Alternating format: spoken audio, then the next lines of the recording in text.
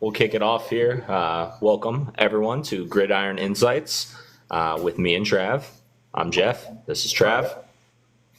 We'll kick it off with some college football. Last week, we talked about it last week that it wasn't a big week for college football, but ended up turning some pretty great games, honestly.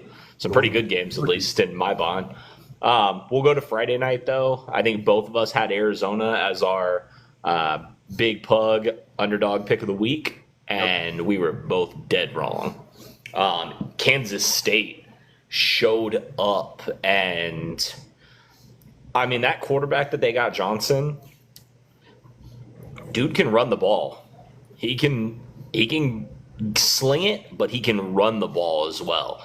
I mean, he had 17 carries for 110 yards. And what's impressive about that, like, don't forget, with college, if you get sacked, that counts as negative rushing yards. It's not like the NFL where a sack is just a sack. There's no negative yards. Which is kind of weird that is how it goes, because it's kind of like your team total offense goes down, but nobody gets negative rushing yards on sacks. So, not a bad game, though. One thing I like about Kansas State is they've got a dangerous weapon back there at punt return and kick return with Dylan Edwards, 71 to the house, scoop. Mm-hmm. Like, I'm all about the defense and the special teams. Devin Hester, and, you know how it is. So, hey, we're on the FYP. Nice, good. All right, game of the week. Honestly, in my eyes, a snooze fest. I know you loved it because, like you said, you're all about defense. Georgia pulling out a tough one. Like, what irritates me is the fact that, like, last week I bet on Kentucky. Like, I went Kentucky. I thought they were going to destroy South Carolina, and they couldn't move the ball.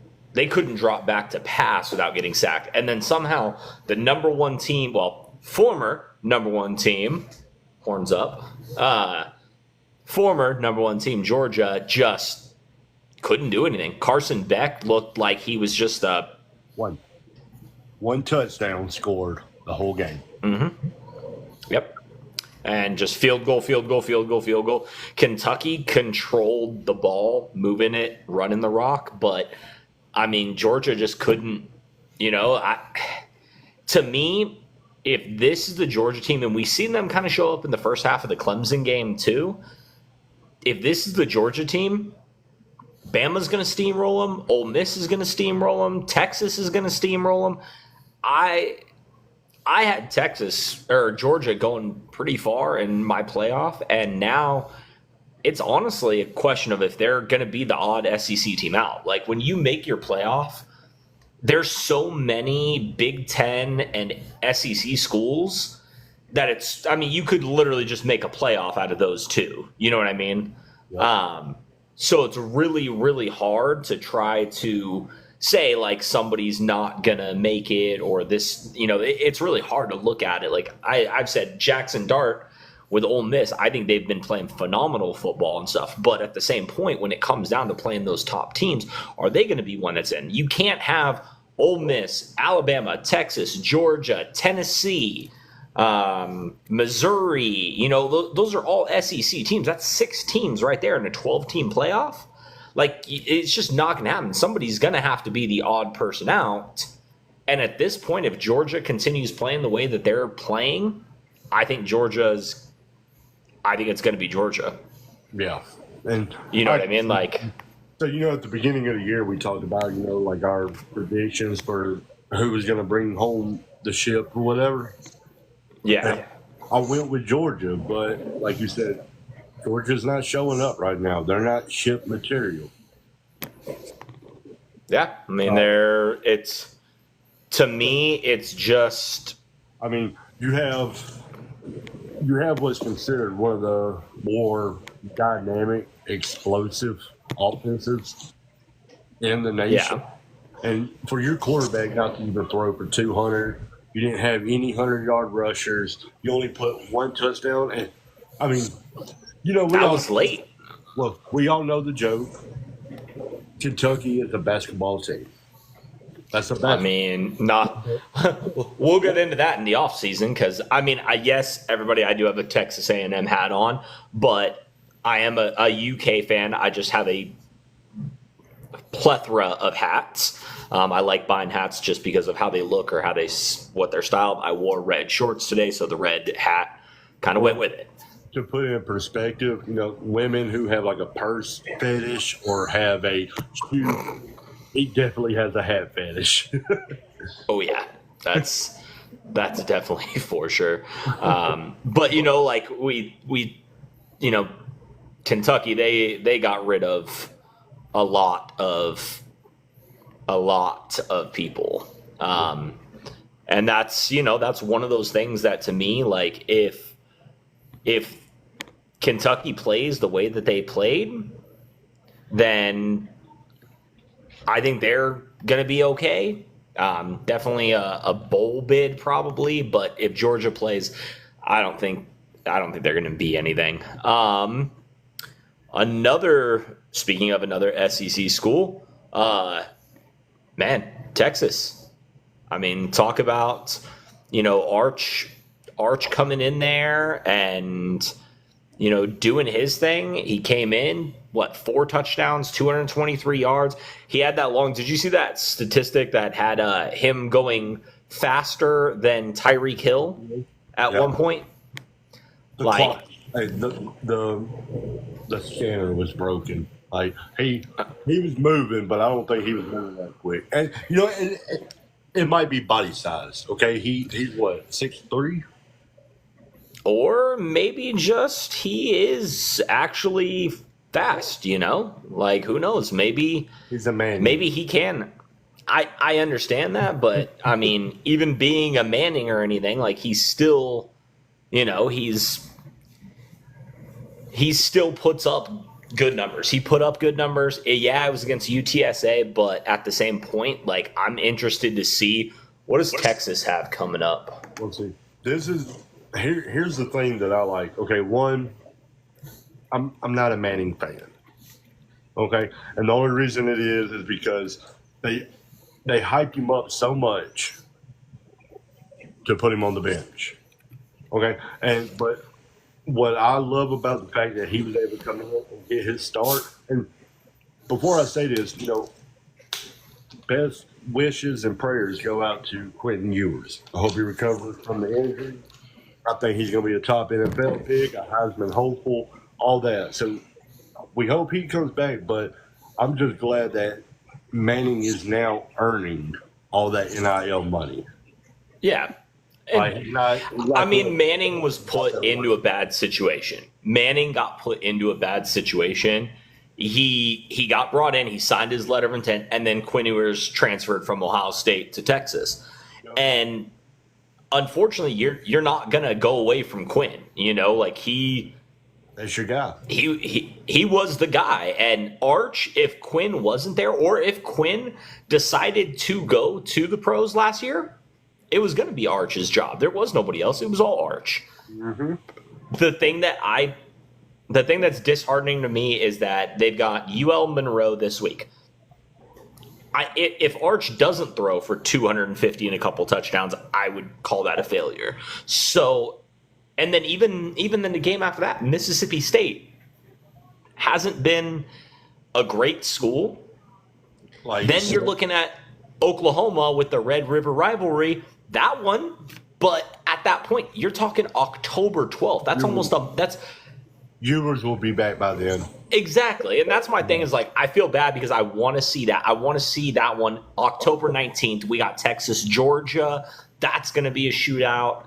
But to me, like, I don't know, just to me. I'm going to pre-predict that one. Georgia runs away with that one by 20 plus. Oh, I could absolutely see that. Texas runs away with it 20 plus. Yeah. And I absolutely could see that. I think that they showed that last week when they just absolutely dog walked Michigan. Bama with a win over Wisconsin. That really, I think I seen the viewer numbers on that. Like 5 people watched that game because nobody cares about Alabama.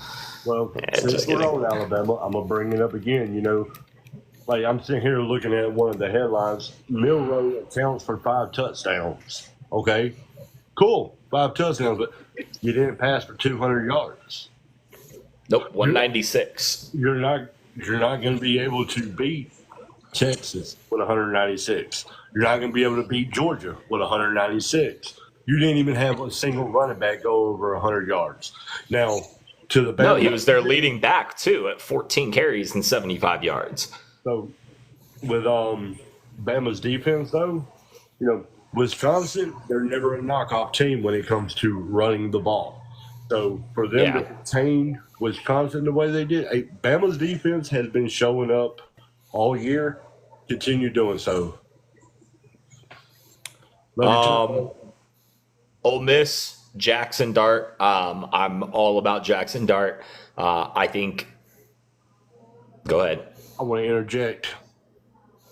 Jackson Dart is doing amazing, but he has not played an SEC football team yet this year. I understand, but at the same point, you can't take away the play that he's doing, because realistically, nearly every single team so far this year has played cookie cutter teams. Yep. I mean, I don't know about everybody, but I know what you're trying to do. For the most part. I mean, not many people have. I mean, we talked about how last week was. I mean, yeah, Georgia Kentucky was the top game, but we both said Georgia, by 20, and it was a close one. Jackson Dart, it's not just the big numbers that he's putting up. It's, I was out shopping and I sent you a screenshot that he was 15 for 15 or something at that point? He was 17 for 17. Yeah, it's not just the fact that he can air it out. He's hitting guys, and they're not, it's not like you got a Tyreek Hill where you're telling him run a go route and you're throwing it deep. Harris for their team had 10 receptions and 94 yards. The guy, he's getting open. Going through his progression, being comfortable in the pocket, trusting the linemen around you. He's doing what a real quarterback should do. But again, can he do that with an SEC defense crashing down around him? We'll see. Well, only time will tell. Another rain game turned out to be a good game. I got this one right. You got this one right. Missouri, 27-21 over Boston College. Cook played phenomenal, controlled the game exactly how he needed to. Noel, 121 on the ground. Let Brady cook. Yeah. I took Boston College. I think it was plus 13 or something. Not much to talk about. Not much to talk about. Tennessee. I mean, what? 37 points in the first quarter. They did an onside kick up 30-0. Like that. 37 points in the first quarter. How long until college adapts the kickoff that NFL's doing? I hope never. Nico balled out, 173 yards, only 1 passing touchdowns. I honestly feel like he only played the first quarter. Bishop, their running back, 7 carries, 120 yards, 2 touchdowns. Tennessee just destroyed that game. We'll kind of run through some of these other ones. Oregon, 49-14. Finally looked like the Oregon that they're supposed to be. Finally a strong Oregon win. And see, they had to get out of the state of Idaho. That's what it was. They had to get out of Idaho. Well, they were dumbed down by having to play Idaho Vandals. They were trying to, still figure out what they were playing and stuff. It was game. Realistically, even the first half, it was a 8-point game at halftime. Mm-hmm. And then second half, it finally started clicking. They finally started trying to throw the deep ball. Dylan Gabriel finally got to let the arm go. Hopefully we'll see that Oregon team going forward, because I'd love to see good matchups between them and, that Ohio State one coming up. I'd love to see it. But if they're playing the way they are, yep, let's get to it. Your guy, future Bears quarterback, Let's Cam talk Ward. about it. Let's talk about it. My man, Cam Ward. Okay, so the same thing, though. The exact same thing as what you said about Jackson Dart. Cam Ward, yeah, he passed for 346, had 5 touchdowns. It was against Ball State. Ball is not a state. It's a state of mind. But, okay. I mean, apparently Ball is not a state of mind because they did not ball. They finished with a score that looks like a ball as a 0. But Cam Ward in all 3 games this year, cool. He's just cool, man. Like he does. Like you can't mess with him. Like he's putting up. He already owns the state of Florida. He looks honestly like he isn't trying. He looks like he's just kind of relaxed and laid back, and that's honestly what you want as a QB. He's very composed. The question that I would have is where does he fit? If you look at NFL draft coming up, Chicago. and I know we're looking at it early. Giving up on Caleb Williams already. I mean, I feel bad for anyone that goes to Carolina, but we'll get to that here in a little bit with our NFL stuff. I just look at teams like we've seen how Daniels has done so far with the Commanders this year. That running quarterback's done good. We see Lamar. We see even somebody like Josh Allen that runs, Mahomes that runs. Where does Cam Ward fit? What did you say? Tennessee. I mean, Tennessee or the Rams. I told you last week that I think it's time for the Rams to start looking towards the future. You've got a young Puka. You've got a young, well, not a young, but you got a Cooper Kupp, a young Kerryon Williams. You have the offense. You just need the quarterback. Bring in Cam, let him sit 1 year behind Stafford, and then let him loose. I'm calling it now. I think different way.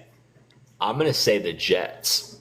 Rodgers is towards the end. Rodgers toward the end. They've got a good offense. And you've got a guy that puts up giant numbers, good game, things like that. Or now hear me out. He gets drafted. Sorry, I got to turn off my Xbox. I forgot I was playing earlier.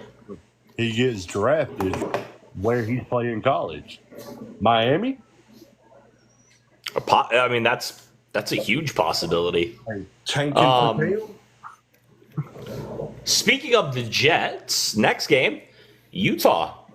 38-21 win over Utah State. And Wilson. I don't know how he did it, but to be able, I mean, I'm impressed. Like, I send you all this, TikToks about like, oh, I'm transferring to this school and I've decided to take my talents to this school every time I see a cheerleader TikTok or anything. And I'm like, I'm transferring to this school now or anything. And also the, Idaho Department of road construction, also that one, and the police force. I've also done that one. But I mean, for Zach Wilson to forge a whole new identity to restart in college, I mean, that's awesome. Baby Wilson looked good. Did throw a pick, but did have 239 yards, 3 touchdowns. They really relied more on the running game, and that opened up the passing game. But I will say this. What I like about his passing and all that, so he puts up 239, but if you look at it, the highest yardage on receiving was from the opposing team. Yeah. Like, no player had that, massive game, which means he was spreading that thing around. And that's what I'm saying is the fact, they ran the ball and it opened that field up. The question that I have to ask you, I think both of us took Utah to win the Big 12 when we talked about who's going to win the Big 12. If Cam Rising is done, is this Are we looking at potentially somebody else stealing that? For instance, next one. Oh shit! I hit the laptop. My bad. For instance, the next game, Oklahoma State. Bowman came out. I mean, I know he's 35 years old trying to play quarterback for Oklahoma State, but 396 and 5 touchdowns. That's good. Wait. So you're telling me there's a chance? I am telling you there's a chance, but I do. How are your little ones? I'm just saying this. I need to make a phone call here in a second because I need to put out a bolo for Ollie Gordon because he has yet to be seen. Has yet to have that Heisman game. He played Tulsa. Tulsa, you had 17 carries for 41 yards? 2.4 per carry? What in the Ezekiel Elliott is going on with him? Like, what? 2.4 yards per carry? He should be able to pick up and carry one of the Tulsa players 2.4 yards before falling. Well, my question is, so we all heard what the coach said. His punishment was going to be for, the deep. When does that go into effect? When are you going to give him the ball 35 times? Like, when's that going to happen? I mean, at 2.4 yards per carry, I wouldn't be giving him the ball. Let's see. But yeah, Ollie Gordon definitely, I mean, I was disappointed when I seen those numbers. Oklahoma just kind of dog walks away. And Oklahoma's kind of that team that's just like, they're there, but they're there. Yeah, they're 15 right now, but they're going to end with like 4 losses this year. They're going to lose to Texas. I don't even know who's on their schedule, but in the SEC, they've played their easy games right now, and I just don't see them competing going forward after it. That's what I was going to say. Like, they're there. We know they're there. We acknowledge that they're there, but we don't really care because, I mean, we're not – Oklahoma is not a team to be afraid of right now. No. And like I said, they're there right now, but they're not going to be there in 5 weeks. They don't have Baker. They don't have Kyler. They don't have Jalen. No, they have Arnold. Like, hey, Arnold out there playing football. So, disheartening one. I was rooting for them hard on this one. South Carolina drops it against LSU. I mean, I was all about Go Cox. I wanted them to win that bad. They should have been up because I put money on South Carolina first half and full game. I won both of those, but they should have been up. They had 3 turnovers in the first probably 5 minutes of the game.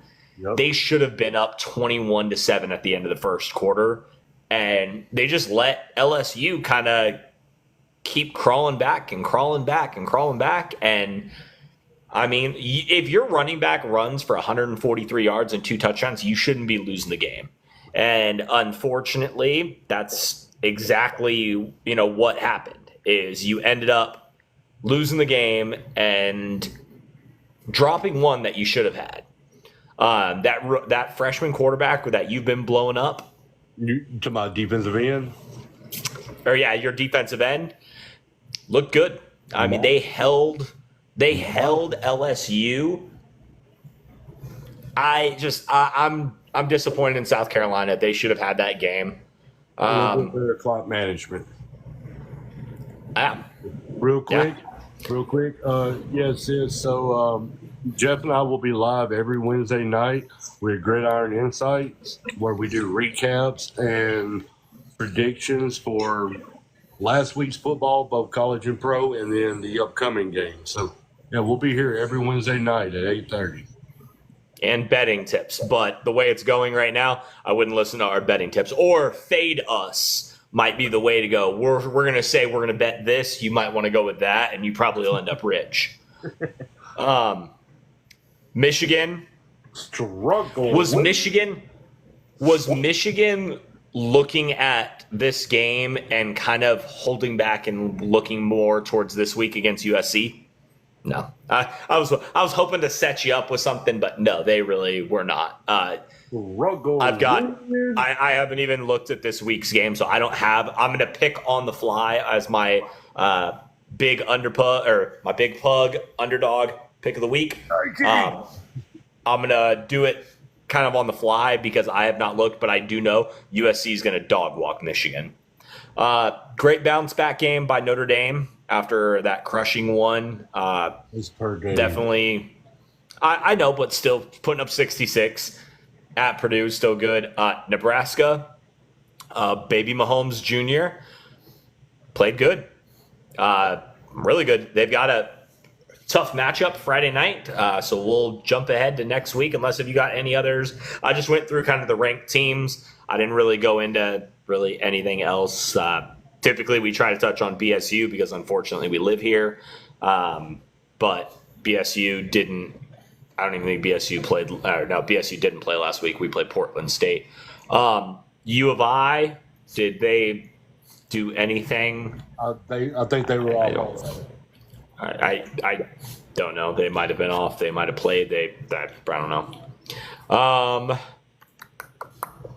Let's see here. This week's games. Friday night, Illinois, Nebraska. This is the one that I'm really interested to see with Dylan Raiola is how he can do against a Big Ten defensive team that is much, much better than anything he's faced so far this year. Well, I'm kind of interested in this quarterback duel that's going to go. You got McCord and then you got Raiola. McCord, it's like the Brady Manning back in the day. Yeah. I mean, it's a great matchup, 24 versus number 22. I don't like that the spread is Nebraska minus 7.5, but honestly, I love the total. The total is 42.5 points. I'm definitely shooting the over on that because I think one of these two teams is going to put up 42 points themselves. I know you want to hope for a defensive game, but it's not going to happen. It's going to be offensive. No.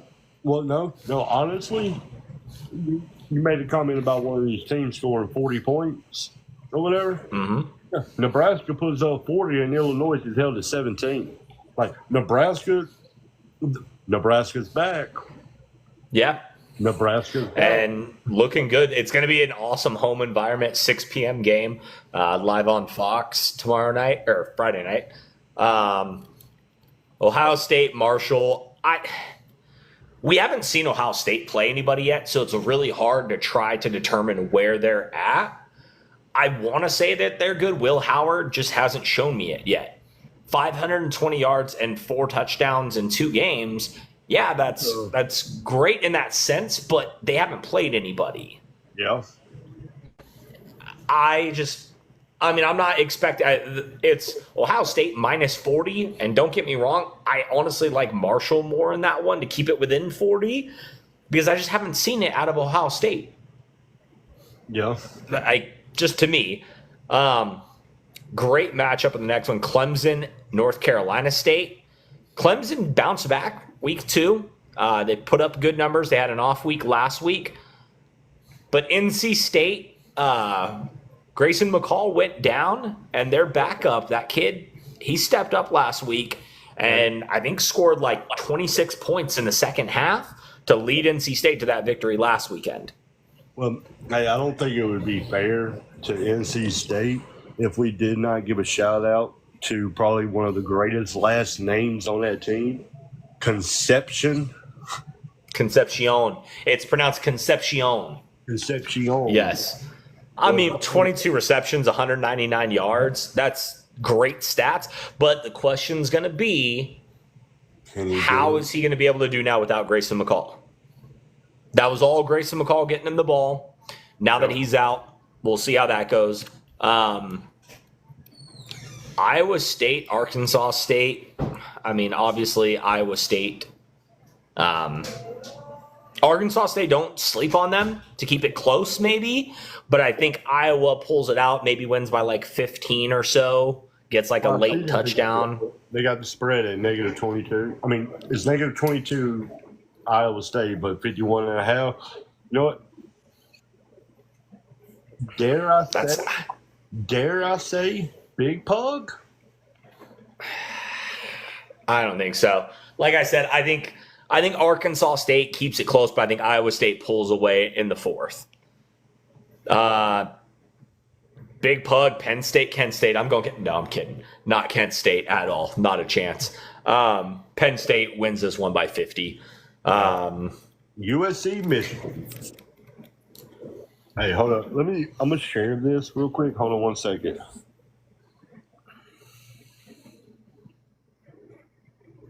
What are you sharing? And now you're frozen.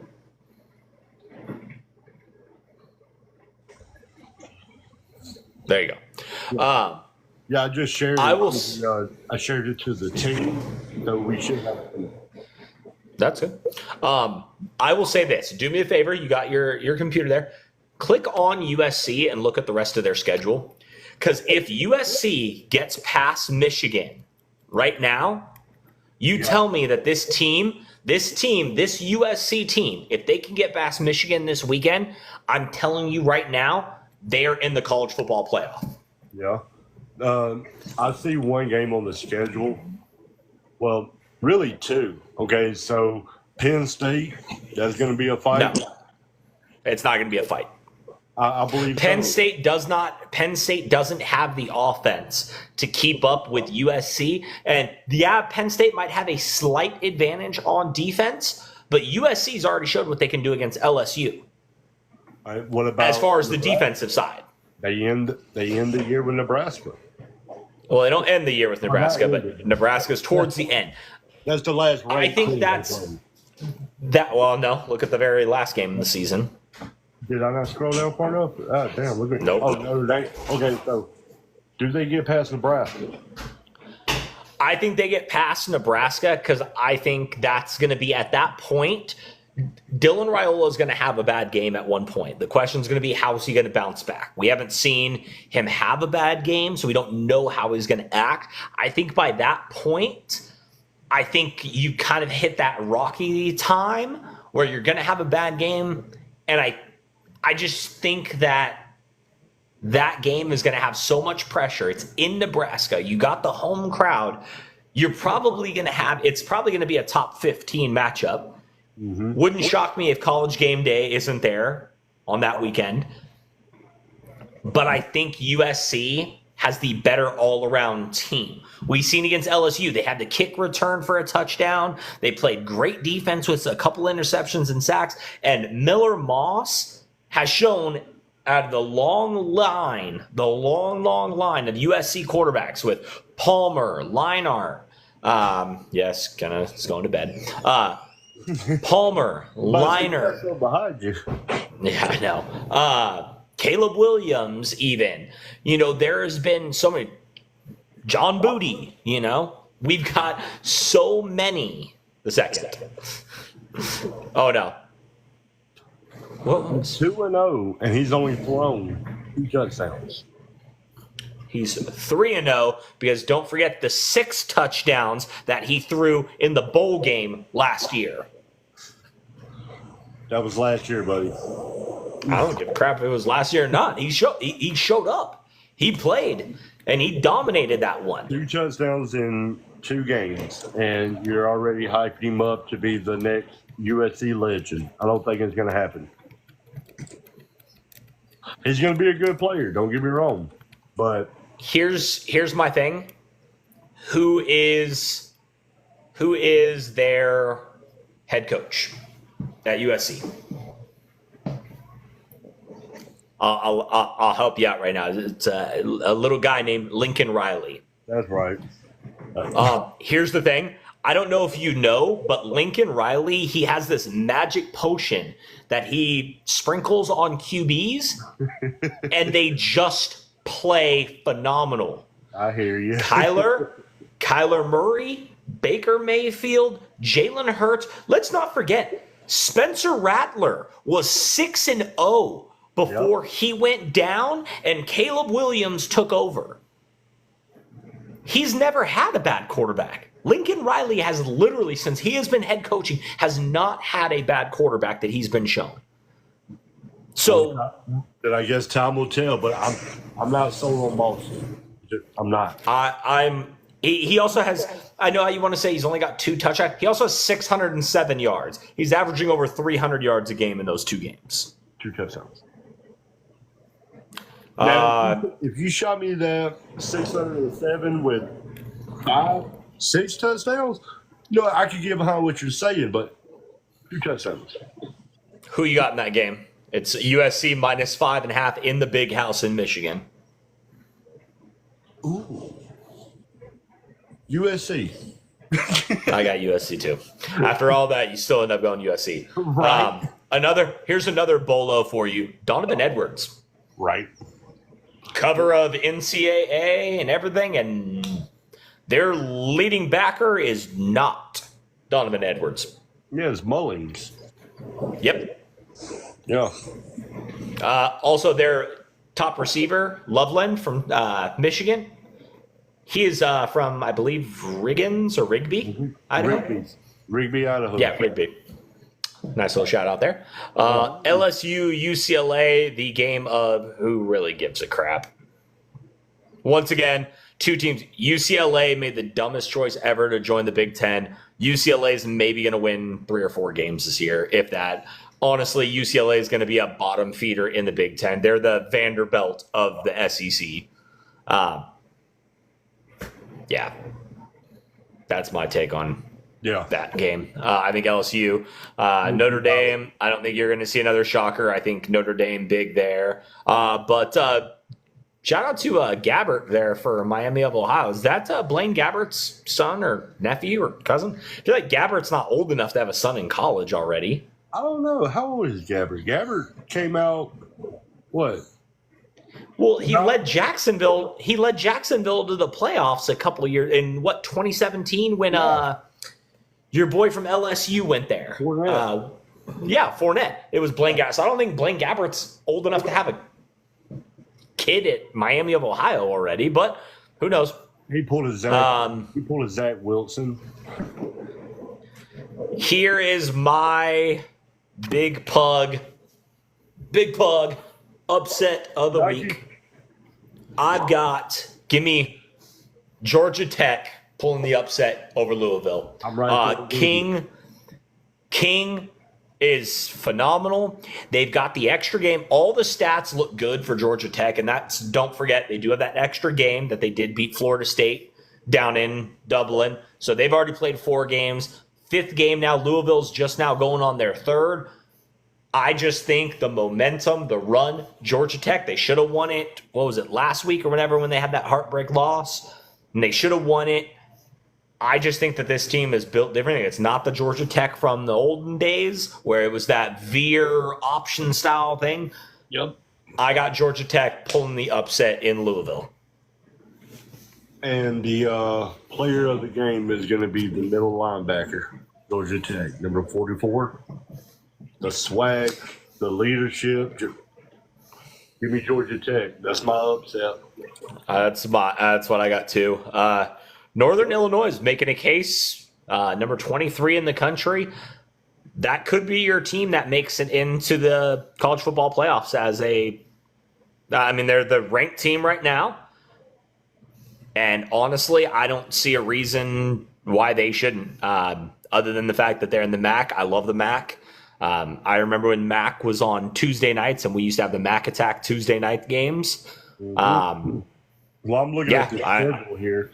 So we got Buffalo, then you got NC State, Massachusetts, Bowling Green, Toledo, Ball State, West Michigan, Akron, Miami of Ohio, and then Central Michigan. So if they can get past next week against NC State, or their next game against NC State, Northern Illinois is going to be your 12th team in the college football playoff, basically. I like it. Big game. Speaking of next week, we just talked about this. Utah, Oklahoma State. Zach Wilson versus Ollie Gordon.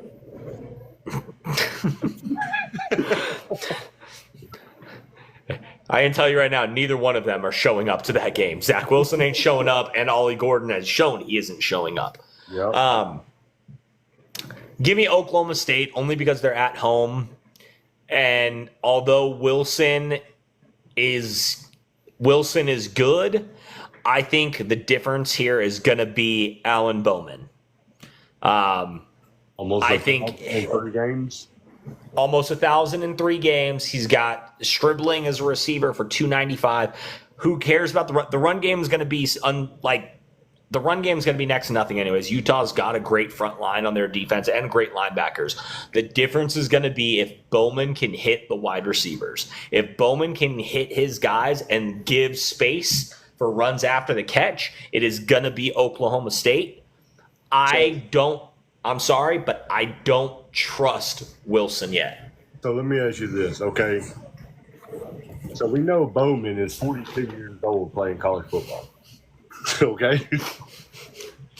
He's older than a lot of the NFL quarterbacks right now that are starting in the NFL. True. So my question is, now with him being older, so somewhere along the line I heard an old saying that was, you don't learn to throw a football properly until you reach 30 years old. With him being as old as he is, do you think that helps with the awareness of the game? I think it helps in the maturity factor of it. I think it helps him in that should I, shouldn't I kind of situation. Mm-hmm.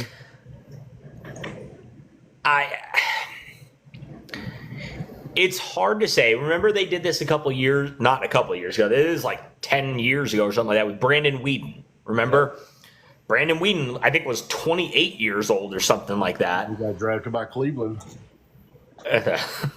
One of many. One of many. He is now down that list on the back of that jersey for where it's at. I like Bowman. I remember he played at Texas Tech. I'm pretty sure Bowman was there when Mahomes was there, which is why we make the jokes. I'm pretty sure Bowman was a backup or a freshman Patrick Mahomes' final year at Texas Tech. Yeah. I like it. He throws the ball, but we've seen that with a lot of Oklahoma State quarterbacks.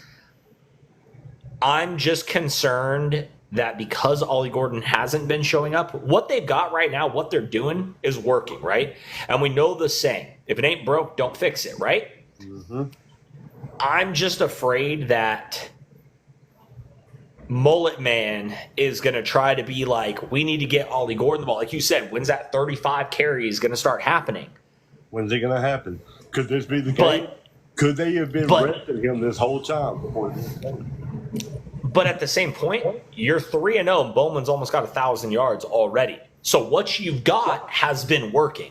Yeah. Why try to change around that game plan now? And if you change around that game plan, who's to say it's going to work? You're not going into the season. You're going into your 4th game of the year. You try to change around that game plan saying we're going to feed Ollie Gordon the ball more. You might end up messing up the chemistry and the flow that you've got going with those wide receivers, tight ends, and QB. All right, well, let me kind of go a different route with that for a second, okay? Everybody last year was on the Ollie Gordon hype train. He was him.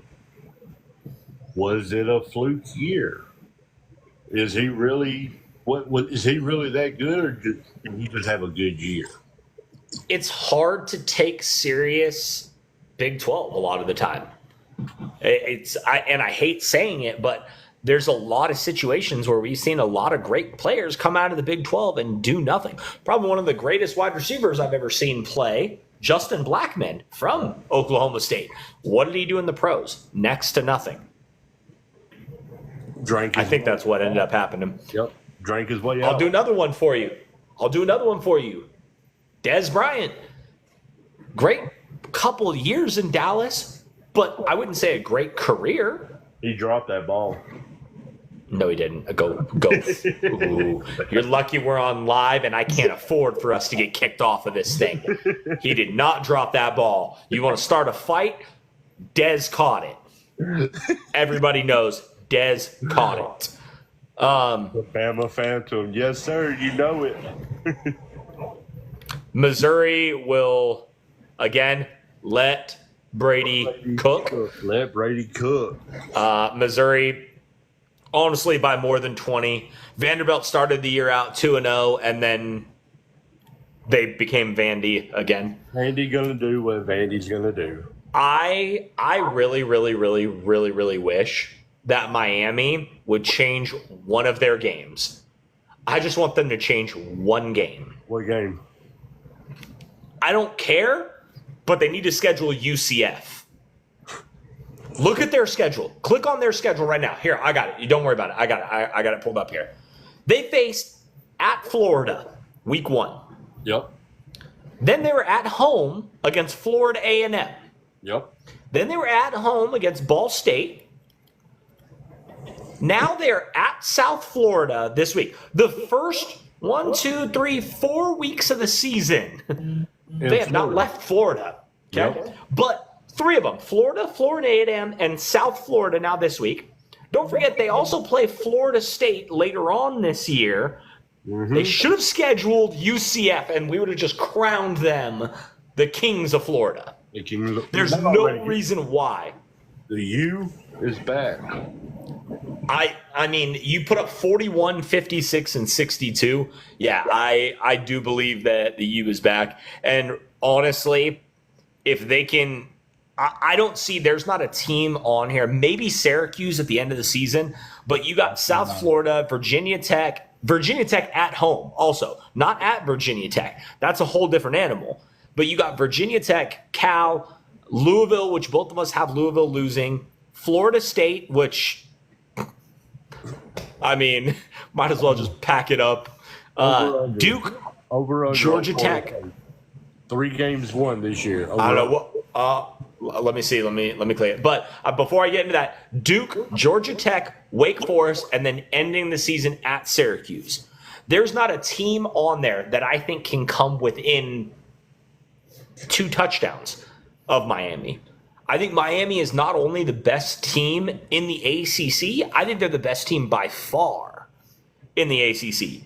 I think that's honestly what kind of scares me, is because when it gets to playoff time and they actually have to play a team that's going to put up a fight, are they going to be ready for it? Because you got your guys, you're pulling your guys basically at halftime.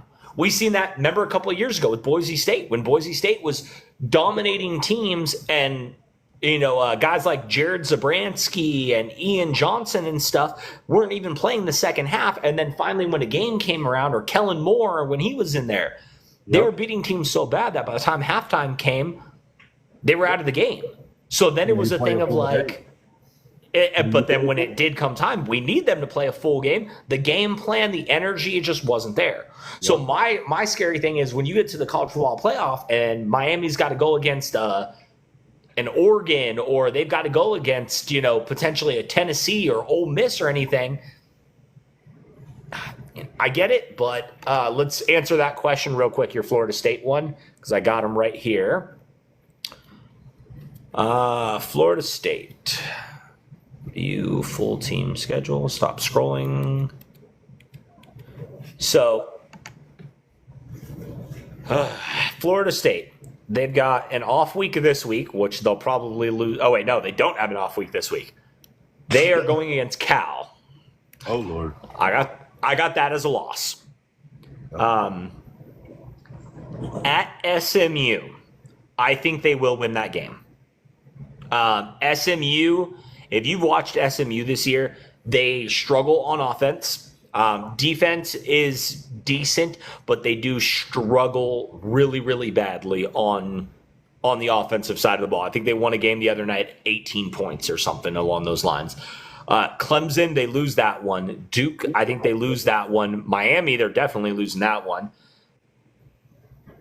North Carolina, I'll say loss. Notre Dame, loss. Charleston, Southern, I think they win that one.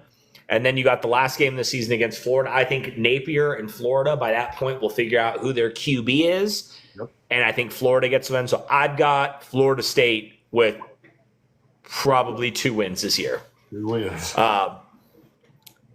Now that will change. That will change because I do believe after this week against Cal, I think that's the last time we see DJ Uyunglele in any college jersey, other than maybe a D2 school. But it didn't work in Clemson. It didn't work in Oregon State. And guess what? It's not working in Florida State. It ain't working in Florida State either. So I do believe that they will lose this game against Cal. I watched Cal's game this past weekend because it was the only late game on. I watched their coach yell into the microphone telling fans to stop throwing stuff onto the field because they got two 15-yard penalties on that. But, yeah, I got Cal winning that one, and then I think you'll see DJ get benched for their backup. And once that backup comes in, then it's fresh game now at that point. There's no telling what is going to occur on that one. What else do we got? We went through Miami. Tennessee, Oklahoma. Here we go. It's Tennessee -7. I think you could put Tennessee -17 in this one, and Tennessee's still going to cover. Nico Amalavia. I don't even know if I said that one right. I'm a believer. I'm a believer. He is good. Sampson, the running back, 357, 9 touchdowns already. 3 games in, he's got 9 touchdowns. He's averaging 3 a game. That is a playmaker right there. It ain't no Ashton Genty, but it is a playmaker. I got Tennessee pretty big in this one. SEC defense or not, it don't matter. Oklahoma, you can say they're in the SEC, but that's still a Big 12 defense. I got Tennessee pulling off the win, but I got it. Don't. I got it less. So they got Tennessee -7. I'm leaning more towards Tennessee -6, like maybe 2 field goals. So you like Oklahoma +7? No. You got Tennessee. You got Tennessee winning the game. Yeah. But you have Oklahoma +7 is what it is. You have Oklahoma covering the spread, basically. Yeah. No. Texas A&M, -23. Don't sleep on Bowling Green. I do like Texas A&M only because Kyle Field, that place is crazy, especially at a 5:30 at night game. But at the same point, Bowling Green, their QB has outperformed Texas A&M's QB. Their receiver, Fannin. Tight end. That's a tight end. Yeah, that ain't a receiver. That's a tight end with 17 receptions. Don't sleep on Bowling Green. I do think Texas A&M wins. I just don't think Texas A&M covers. What?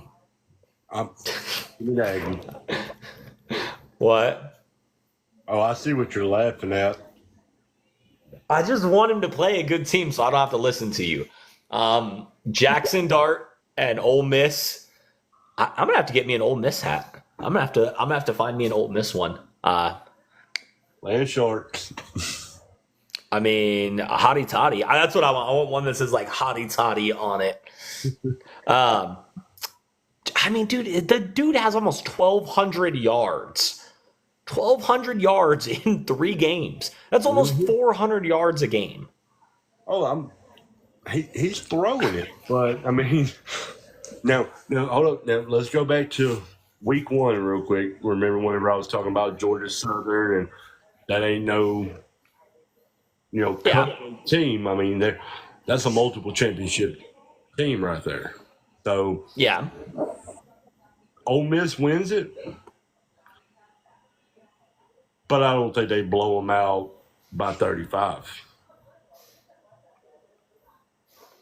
I bet you Ole Miss wins by 40. 21. Hottie toddy, baby.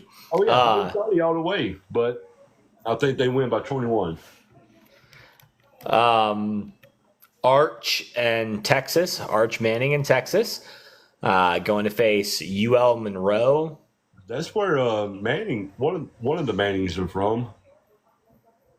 Like they didn't go to college there. They grew up in Monroe or something like that. No. Is it Arch's dad, maybe? Probably. Cooper? Yeah. Cooper Manning? Yeah. Either way, this game is in Texas. The crowd is going to be all about it. It's going to be interesting to see about Quinn on the either on the sideline or there. It's an oblique injury. No telling how long he's going to be out for. I think you're going to see a huge run game in this. I think if I am Sarkisian, here's the problem that you're going to run into. If Arch comes into this game, okay, and you as a Bama fan has experienced it when it came to Tua and Hurts. Yep. We've seen it with Oklahoma when it was Spencer Rattler and Caleb Williams. If Arch comes into this game at home in Texas. There was one more. Who was at Oklahoma? Who was there with Hurts? There was somebody there, like, or just leaving. It might have been. They might have just been leaving. I only remember Hurts. No, Baker, then Kyler, then Hurts. Yeah. Yeah. But my point being here with this is that if Arch goes into Texas at home, and let's say he puts up one of those stat lines, 25 of 27, 300 plus yards, a couple touchdowns, a running touchdown or anything like that. 0 pick. The problem is going to be the next game that you have on your schedule is Oklahoma. If Quinn comes out there and throws a pick on the first drive or throws a couple incomplete passes on the first one, the walls, like the crowd will be going insane to allow Arch Manning in that game. And I don't know if Sarkisian wants that. I don't know if that's what he's going to do. So I think this game, you're not going to see Arch throwing the rock around as much. I think you're going to see a heavy run game. You're going to see Texas run the ball down the throat. I would not take the 44.5 because this game, I could see this game ending 42-0 because I think you're just going to see run. And I don't think you're going to I don't think Sark is going to let him pass the ball as much as everybody would enjoy and like to see. So I see it a different way. Okay. We live in the world of social media and I'm not even a Texas fan, like horns down, like don't like them, but whoa, that's a 15-yard flag right there.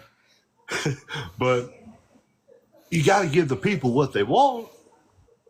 Like, I mean, and what better time than let him get out there and just be him. Let him throw the ball. Let him run it up. Like, let him have this game because we know it ain't going to last for the whole season. So let us have Manning. And when I say us, I'm talking about the Manning fans. I'm still not sold on it. But let the Manning fans have him. Let him throw it 30 times this game. Let him show that he's worth.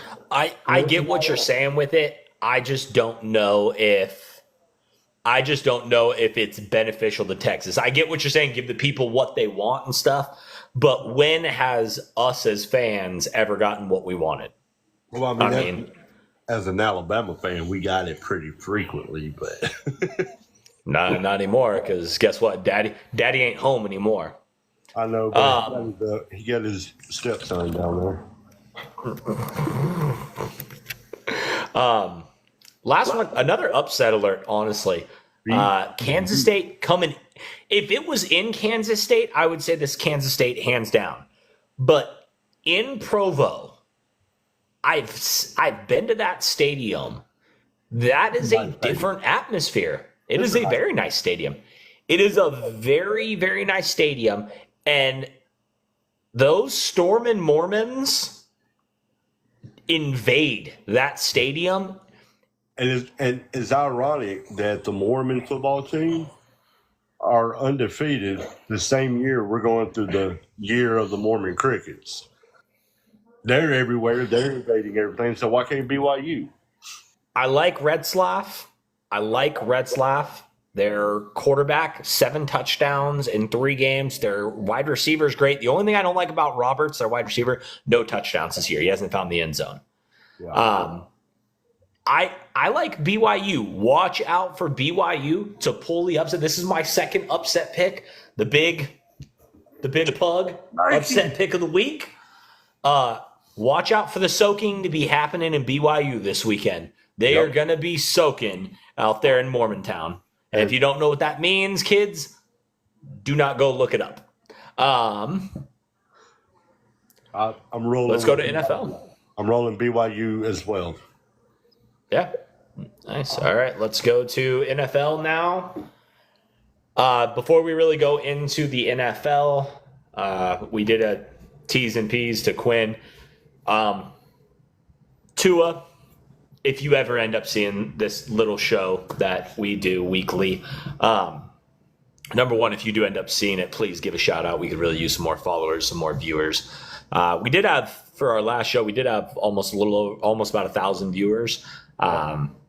Pretty awesome. This will go on YouTube after all this is done. I'll download it and put it on our YouTube page as well. But please, Tua, one of 2 things have to happen. One of 3 things. Either one, you got to retire. Do it for the sake. Do it for the rest of your life, not just your football. I get it. As players, we don't want to let it go, but you got to look at the bigger picture. Number 2, if you are going to decide to continue playing, please wear Guardian Cap.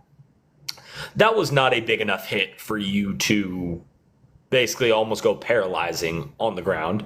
Not necessarily. And number slide the proper way. Don't dive. Slide.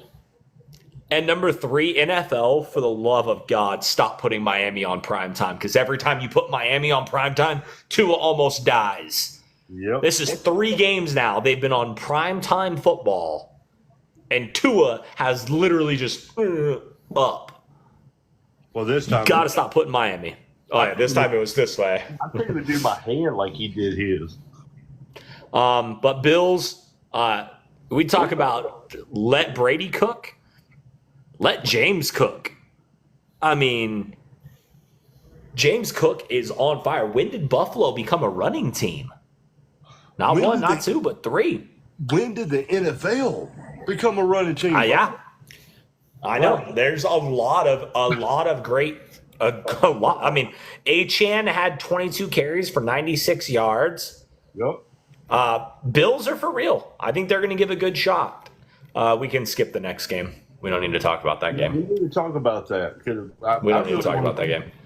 We don't need to talk about that game. We're not going to talk about all right. You're thinking of, but Derek all Carr. right, fine. Derek Carr. Where did he come from? I don't know what happened. I don't know what to tell you. Cowboys, we choked. We didn't show up. We didn't play good. We let the Saints score on their first 6 possessions, and not just scored touchdowns on the first 6 drives of the game. It was 35-0 or 35 at halftime on 6 straight touchdowns. The Saints scored. We couldn't even hold them to a field goal. They scored on every possession. Like, hey, this, count them out with me. I told you. Hold on, count them out with me. Kamara had not 1, not 2, not 3, about 4 in the first half. In the first half. I don't care if he went to Tennessee. That is Bama built.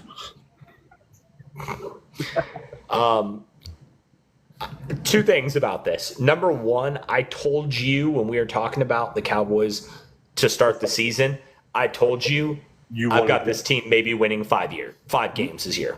You wanted their schedule, even before the Dart thing, the Cowboys' schedule this year, and I'm going to pull it up right now. The Saints were one of my wins. I said Cleveland was a toss-up game. The Saints were one of my wins. But now if you look at this, so we're 1-1, right? We have the Ravens this week. There's 1 and 2. Then we have at the Giants. Okay, 2 and 2, right? At the Steelers, home against the Lions, at San Francisco, at Atlanta, home against the Eagles, home against the Texans. That's a gauntlet right there. We may lose every game in that one. We might be able to win Pittsburgh, but the way that our defense has been playing. Hey, you might end up being able to get Dart also. I mean, and then we get at Commanders, which the way Jaden Daniels is playing, who knows if that one.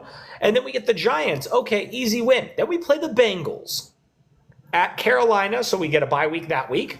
Then we get home against Tampa, at the Eagles, home against the Commanders. Right. There's only Panthers and the Giants. There's only 3 games on here. Panthers and 2 at the Giants that I would say Cowboys are guaranteed wins. Every other one is a freaking coin flip. We went from Bryce Young takes back into that. He gets the starting job back against the Cowboys, and he breaks all game passing records.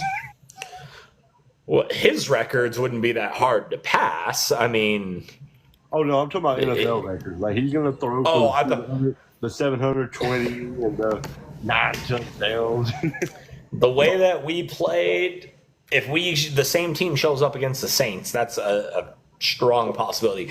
The Cowboys, we got to stop trying. We got to stop going with field goals. I get Brandon Aubrey. He's got the leg of a god, but we're settling for field goals, and we just got to stop settling for the field goals. We have no running game. We signed Dalvin Cook, and then we've just left him on the practice squad for some reason.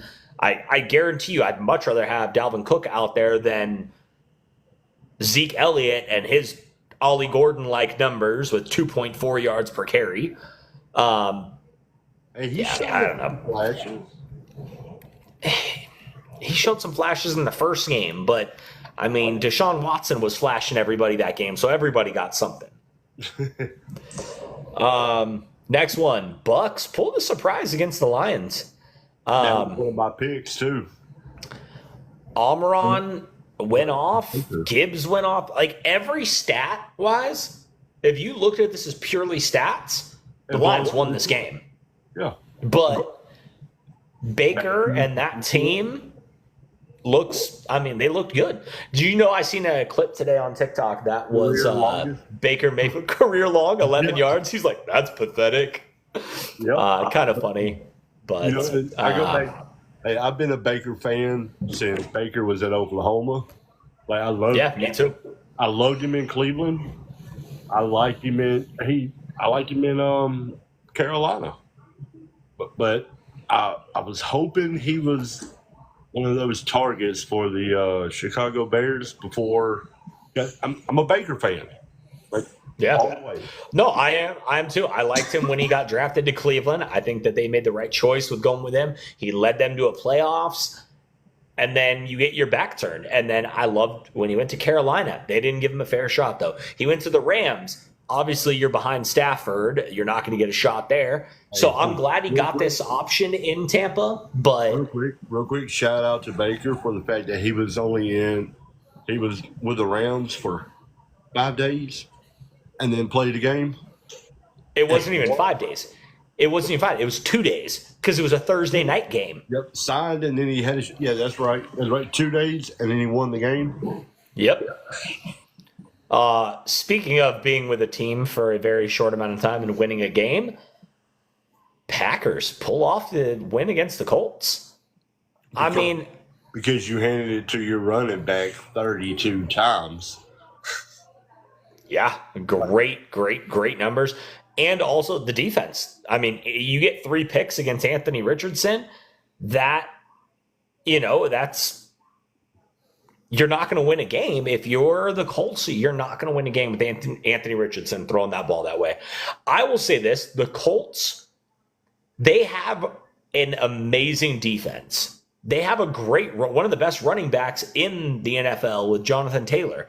They've got a young quarterback, but for the love of freaking Aaron Rodgers, get that man some wide receiver help. Like they're basically trying to do that. They're trying to adopt the Green Bay Packers strategy of let's never give our prize winning quarterback. Let's never give him any weapons. Let's give him the bare minimum of weapons that we found in the clearance section out at the old Walmart. So Malik Willis taking a snap with a ball covered in throw up. Oh, I watched the replay on that and I really wish I wouldn't have. But kudos on him to have that IQ right there of don't throw it. I'm just going to run this ball and not even give it in. I'm throwing it. If I got to touch it, he's got to touch it. If it's a pick and he's touching, like, I'm not the only one that's going to touch this ball with throw up on it. That's me. I understand that, but at the same point, at the end of a game, in a close game, you're not going to just throw a ball that you can barely even grip because there's throw up on it. Yeah. You don't want to risk that game and then think about that. It's already funny, the press conference that we're talking about after the game of like, oh, the throw up on the ball. Imagine having to have the press conference of why'd you lose the game? Because there was throw up on the ball. You're a brand new quarterback. You're getting your first start in Green Bay, and you're going to make an excuse saying the throw up on the ball? Speaking of Packers and Aaron Rodgers, the next one. Aaron Rodgers. Jets, baby. Did you see the video of the Titans head coach to Will Levis when he threw that interception or he threw that fumble? He was getting tackled. It was towards the end of the game. He was getting tackled and he tried throwing it like underhand, fumbled. Jets got it. That's a one-on-one game. There's a video of the coach that literally he looks at him and he goes, "What the are you doing?"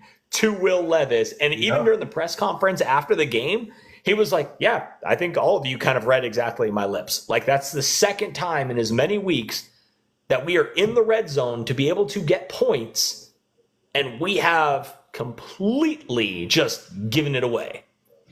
Yeah, I mean that's just funny. Shout out to Braylon Allen. I didn't know this. I seen it earlier on TikTok. NFL's youngest player. He's the youngest player in the NFL this year. Scores 2 touchdowns. 2 TDs with being the youngest player. Pretty awesome. Rodgers looked to be in better form. Not great form, but better form, I feel like. I think even Kirk O'Chains said that, he's not 100% yet. And if he's not 100%, Rodgers isn't yet. But let's let the Jets kind of get going and stuff for it, right?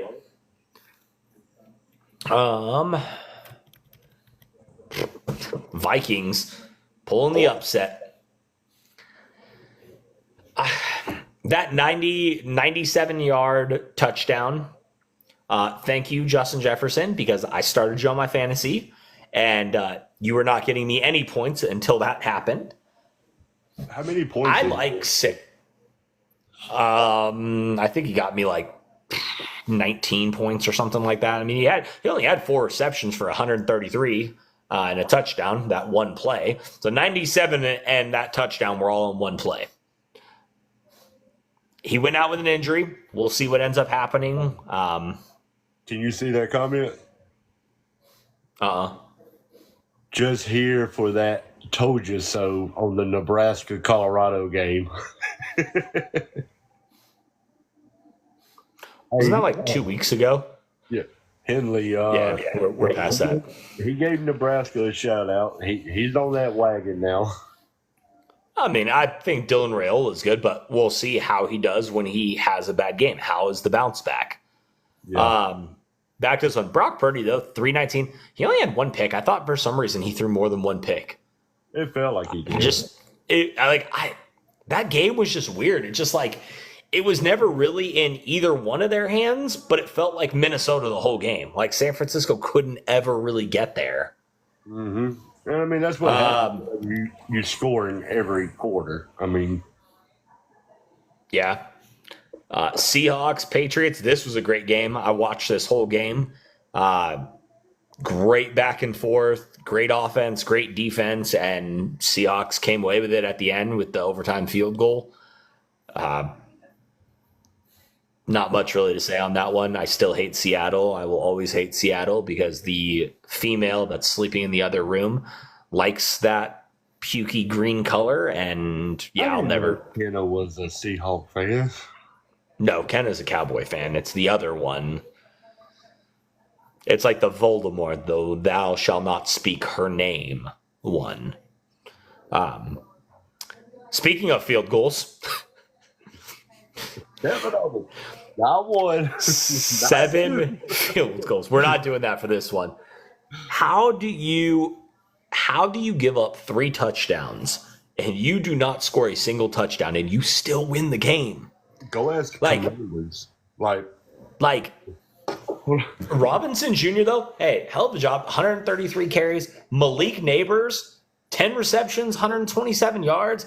Malik looked good, but after the game, Malik's like, so y'all wait until the game that I ball out finally to lose by a bunch. I feel like it's kind of like that Friday. Like, to me, when I see that stat line, and it's kind of like one of those like what are you thinking? Like, it kind of reminds me of Friday. Like, how you going to get fired on your day off? How you going to score 3 touchdowns and lose? Like, you realize if I'm Kayvon Thibodeau and I'm that defense, I am so pissed. Yeah. We literally did not give up a touchdown. We held them 2 field goals. We did what we're supposed to do. And you all still couldn't get us the win. 7 of them, though. Why did you get 3 touchdowns, though, and you didn't even get an extra point? Like, they got 6, 6, and 6. You got 3 touchdowns. That's 3 points right there. Guess what? That's overtime. They kept going for 2. Why? Like, I don't know if it was maybe the kicker got injured or anything, but I mean, shit. Put anybody else out there to kick it. Yeah. Because the 2-point conversion clearly wasn't working. Should have put somebody out there. All right, let's talk about it. Let's talk about it. Hey, real quick, something that I want to bring up to you real quick. So out of the games that we have covered, okay, so far, we got 22 for 96, 20 for 115, 13 for 84, 32 for 151, 17 for 62, 20 for 100. And then we're about to go into 17 for 131. I get what you're saying. Running backs, this is a running back league so far, but it will change. I mean, it will 100% change. You can only run the ball for so long. Teams are going to start loading the boxes. You're going to start needing passes. Never did I think I would see a stat line of Herbert throwing 2 touchdowns and only 130 yards. Right. I feel bad for Bryce Young. Oh, I do too. The reason why I feel bad for Bryce Young is I think there are maybe only I'll say this, Ken. If you put arguably the best quarterback in the league right now, Patrick Mahomes, right? If you put Patrick Mahomes on that Panthers team, are they winning games? They'll have a winning season, but they're not going to. I don't think they would have a winning season. They may win a couple games, but they're not having a winning season. Maybe 8-9. It's Mahomes magic, okay? It doesn't matter. It makes no difference. But I get what you're saying. Mahomes finds a way because of the players and the coach that he has. I'm literally saying the Panthers head coach, which I'll give you a bonus kudos if you can tell me who the Panthers head coach is. Thank you. Can you tell me who the Panthers running back is? Cannot. Can you tell me? Miles Sanders. Is it Miles Sanders still there? Yeah, he left Philly last year and went over there. Yep. But is he still there? Because I thought it was Chuba Hubbard. Click on that box score. Who took the majority of stats? So you got Chuba Hubbard, and he's got for the season, 16 carries for 78, And then Miles Sanders, 12 for 42. So basically, Chuba Hubbard. Name me. Oh well, now you're looking at the stats. Outside of Adam Thielen. That old Name me another wide. talking blumping receiver they got. Like, I understand the Mahomes magic. And the reason I said Mahomes instead of Lamar is because I feel like with Lamar, he probably could create to be able to win some games. Lamar could run for 120 yards himself. Yeah. But Mahomes is not going to be able to do without Andy Reid, without Travis Kelce, without Pacheco, all these guys. I just think that's why I said I feel bad for Bryce Young, because I think it doesn't really matter. I think that regardless, anybody that's in that, I feel bad for Andy Dalton this week, because guess what? Andy Dalton ain't going to do nothing. Nope. I mean, although I will give a shout out, though, to Bryce Young, because you are going to be 110% Raising Cane's Employee of the Month next month. I mean, he's got that one locked up. Why in the world? Why? With how bad Carolina is playing, why would you put that young man in that situation? Why? You got money. Why did you not Adam Thielen? That's all you could do. Miles Sanders. That's all you could do. How many different receivers and running back free agents for it? Like Josh Jacobs, Saquon. You have so many. Nobody wants to go to Carolina, though. They're not. Like I said, who's their coach? Who's anything? There's no reason to go there. Yeah. Let's run through. It's already 9:37. Let's run through a couple of these other ones. Raiders with the upset over the Ravens. I don't sleep on the Ravens. Yeah, they're 0-2, but honestly, I mean, Raiders played good in that game. Ravens are still going to be a playoff contender. Arizona, Kyler Murray is. Throw the ball to the receiver. Let's be honest, though. Marvin Harrison had one good quarter of football so far. He's played 8 quarters of football.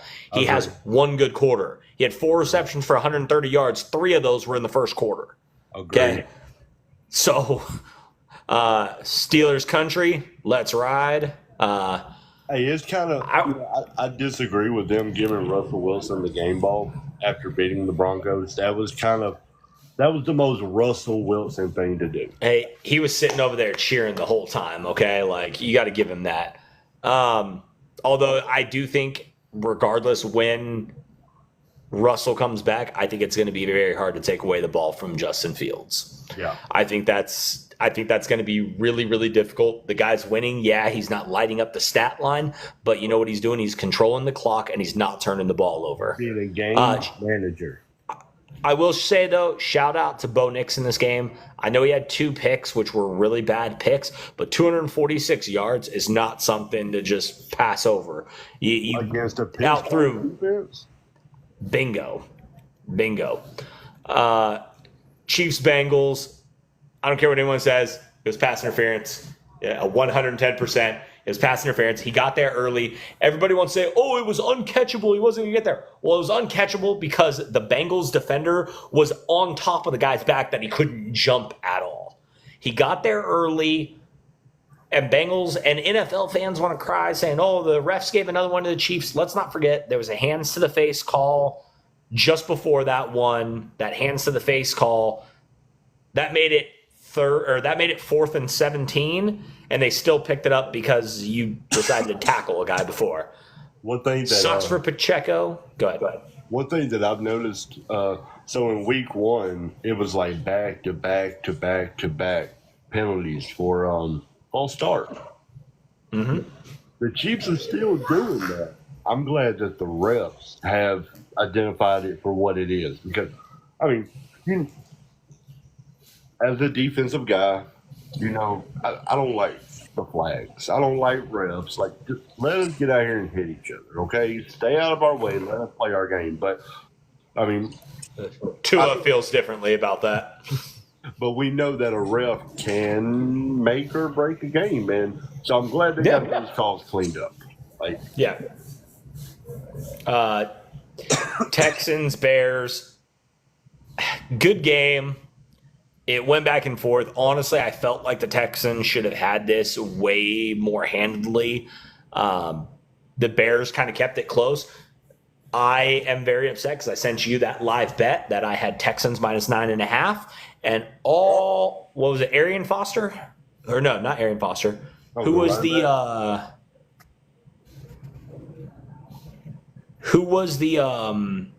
the running back that fumbled it at the 3-yard line for the Texans?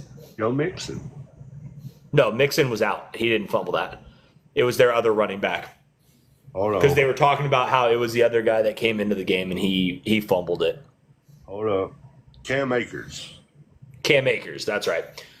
Cam Akers fumbling it on the 3 line. Cam Akers, I don't wish you any injury or death or anything, but I really hope you go out to your car tonight and there's a bunch of parking tickets on it. Because you cost me, that's for damn sure. Let's talk about something else with Chicago. Okay. Kind of like, it's funny the thing, you can kind of compare Chicago to Colorado right now. Colorado Buffalo. You got a superstar at quarterback. You got all these weapons and everything, but you're not going to win a game if your quarterback is sacked 7 times. You're not going to win a game. I mean, no, I agree. Which on the flip side, because now Bears fan here, but I picked Houston to win this game. Mm-hmm. I love what Houston has done to that defense. I love what they've done with the offense too, though. They've literally taken that entire team and turned them around in 1 year. One draft class is all it took. Just a couple trades, couple signings here and there. Like you get CJ, you got Mark Anderson, you got Stephon Diggs. No, I'm talking about now on the defense. You got Stingley, you got Tahoa Toe, the middle linebacker. Yeah, You got some dogs over there. And like I said, the offense, same thing though. CJ Stroud, you got Tank Dell that came out of nowhere, Nico Collins that came out of nowhere. You add in Stephon Diggs, you add in Joe Mixon. Like they've really stepped it up in Houston, and they're going to make a huge run. That head coach. Well, I mean, I seen a video on TikTok a couple of days ago that was talking about this Houston team and kind of throwing like comparisons around. Like they said, our defensive end there, Anderson, is like the Mario Williams back in like 05 era. Okay, but getting to what I'm getting at, they said that Nico Collins is basically Andre Johnson 2.0. I mean, I wouldn't say that.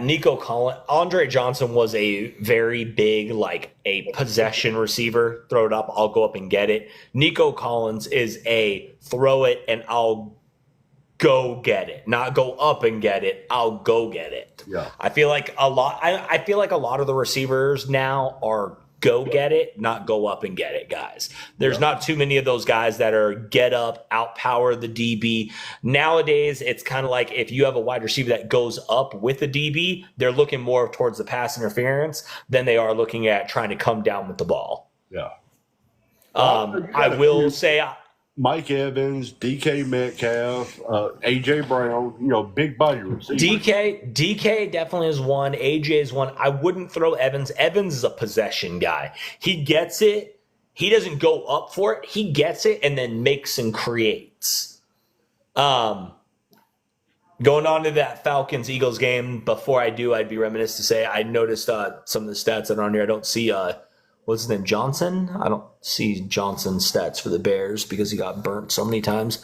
Elite DB, best DB, Hold on. You gonna bring up it? No, we're gonna talk about it. Go ahead, talk about it. Talk about how he got burnt.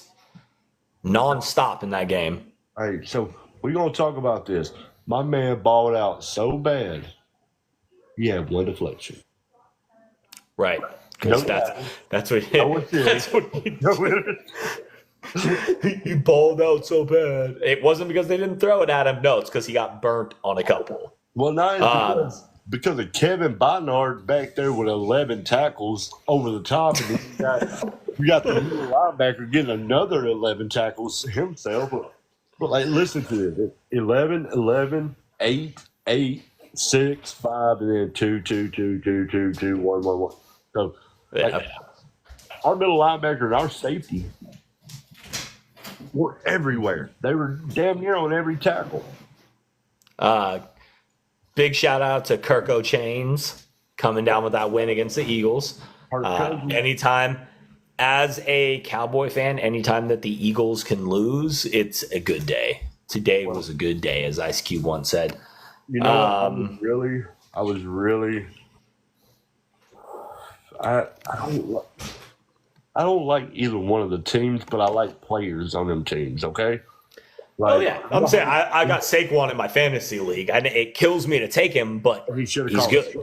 He should have caught it. As I told you, you can take the Giant, or you can take Saquon off the Giants, but you can't take the Giants out of Saquon. He absolutely should have caught it. All right, let's run through some of these quick because it's damn near 9:47.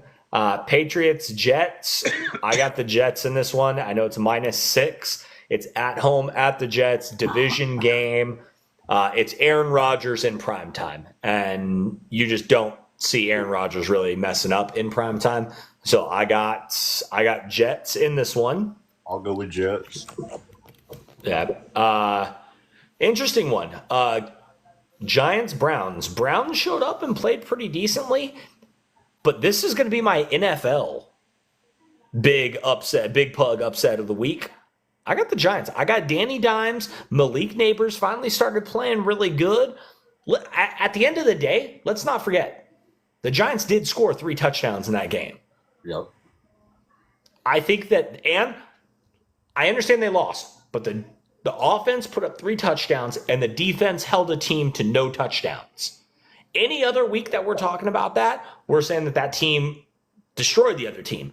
This was unlikely circumstances that happened in that game.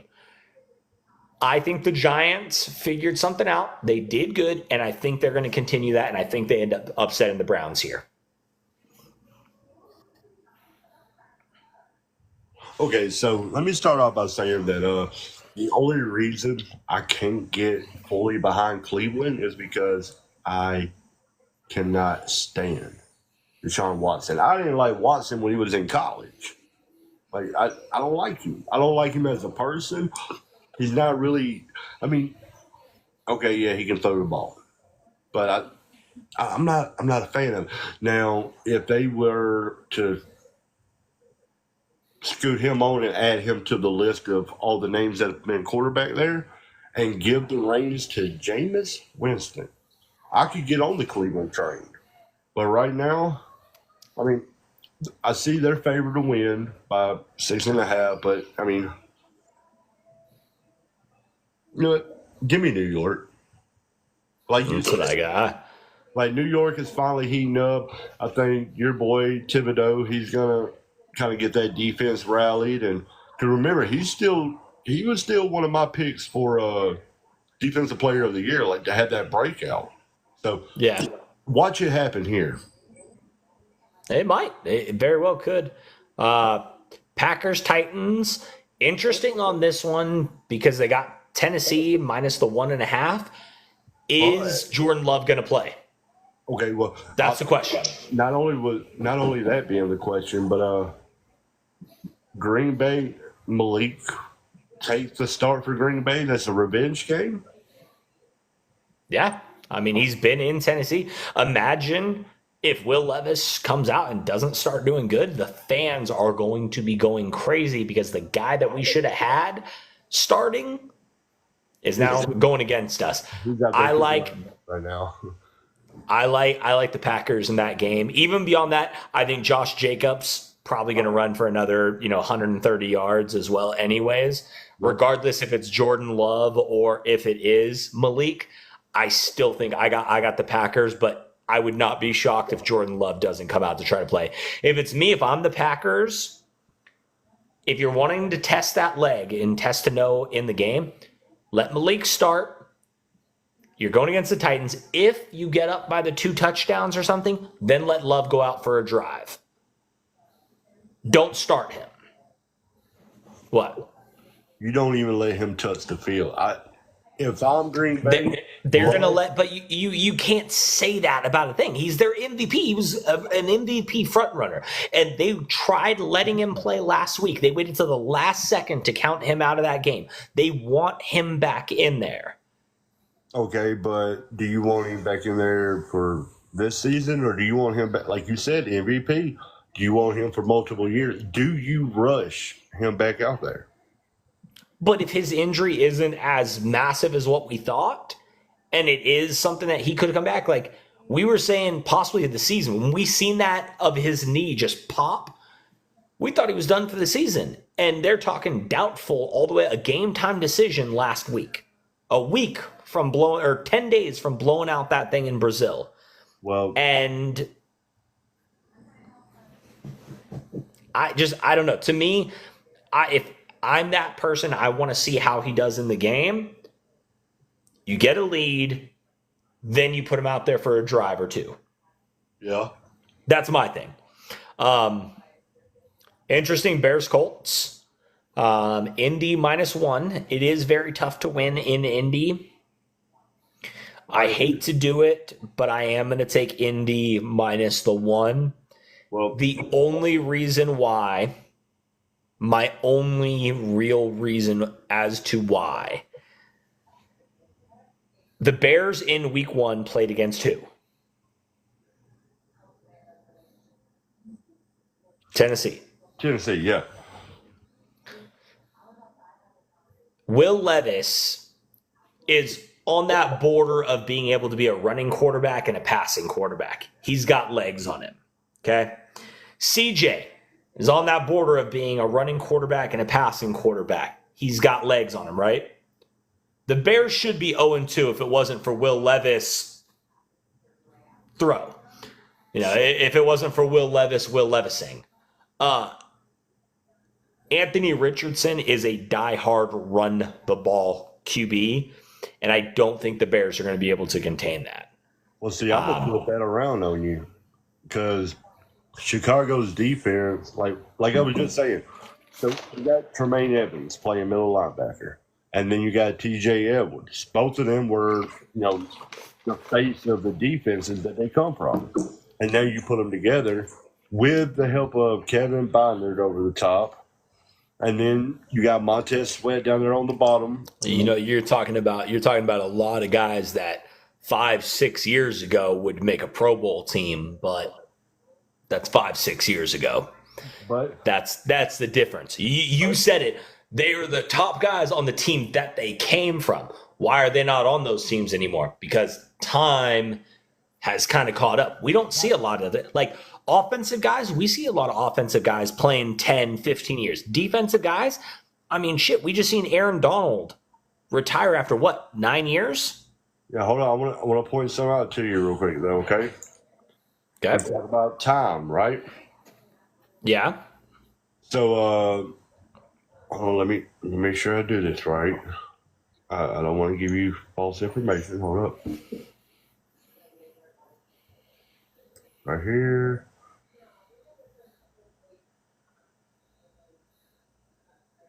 Okay. Yeah. So you're talking about years and age and wear and tear, and you realize that Tremaine Edmonds is 26 years old and been in the league for 7 years. And that's great, but still at the same point, that's 7 years of wear and tear that's on that body. Yep. Anthony Richardson if you take away those 3 interceptions that he threw last week against Green Bay, he's having a good year. He's 416 passing yards, 3 touchdowns already. And guess what? The guy runs the ball. You want to know why I know that? Because I got him on my fantasy team. Well, he runs the ball as well. As I said, though, if Alec Pierce is your main wide receiver guy, that's where the problem's gonna be for the Colts. Well, I was going to kind of flip it around because you said that Chicago's not really set up to contain Richardson. For Chicago and Caleb Williams, this is your game. That the Colts secondary cannot match up with that receiving core. You can't. So You're correct. I agree with you. This is your game. Like, Will, you better throw 300 and at least 2 touchdowns in this game. I think he needs to just focus on putting the ball in the end zone. I don't care if he throws for – I don't care if he has a Justin Herbert stat line, 130 yards and 2 touchdowns. You got 2 touchdowns. You got it in the end zone twice. Yeah. You at least got to do that in this game. But I know you're going to take the Bears. I'm going to fade that, and I'm going to take the Colts -1 only because Lucas Oil Stadium is a crazy stadium to play at. Have you ever been to that stadium? Beautiful. I have not, but I've seen all the pictures. I've seen the images of the roof open and close. I hope to go one day because that stadium, the way McAfee talks about it all the time, it is a phenomenal stadium. Yeah, I've been there at nighttime. Is whenever I was taking the bus back to Bama back in 2020. And the bus station in Indianapolis is at the back door to the stadium. And they had it open or whatever. So me and a guy I met on the bus, we went and toured the stadium. And it's a pretty nice stadium, bro.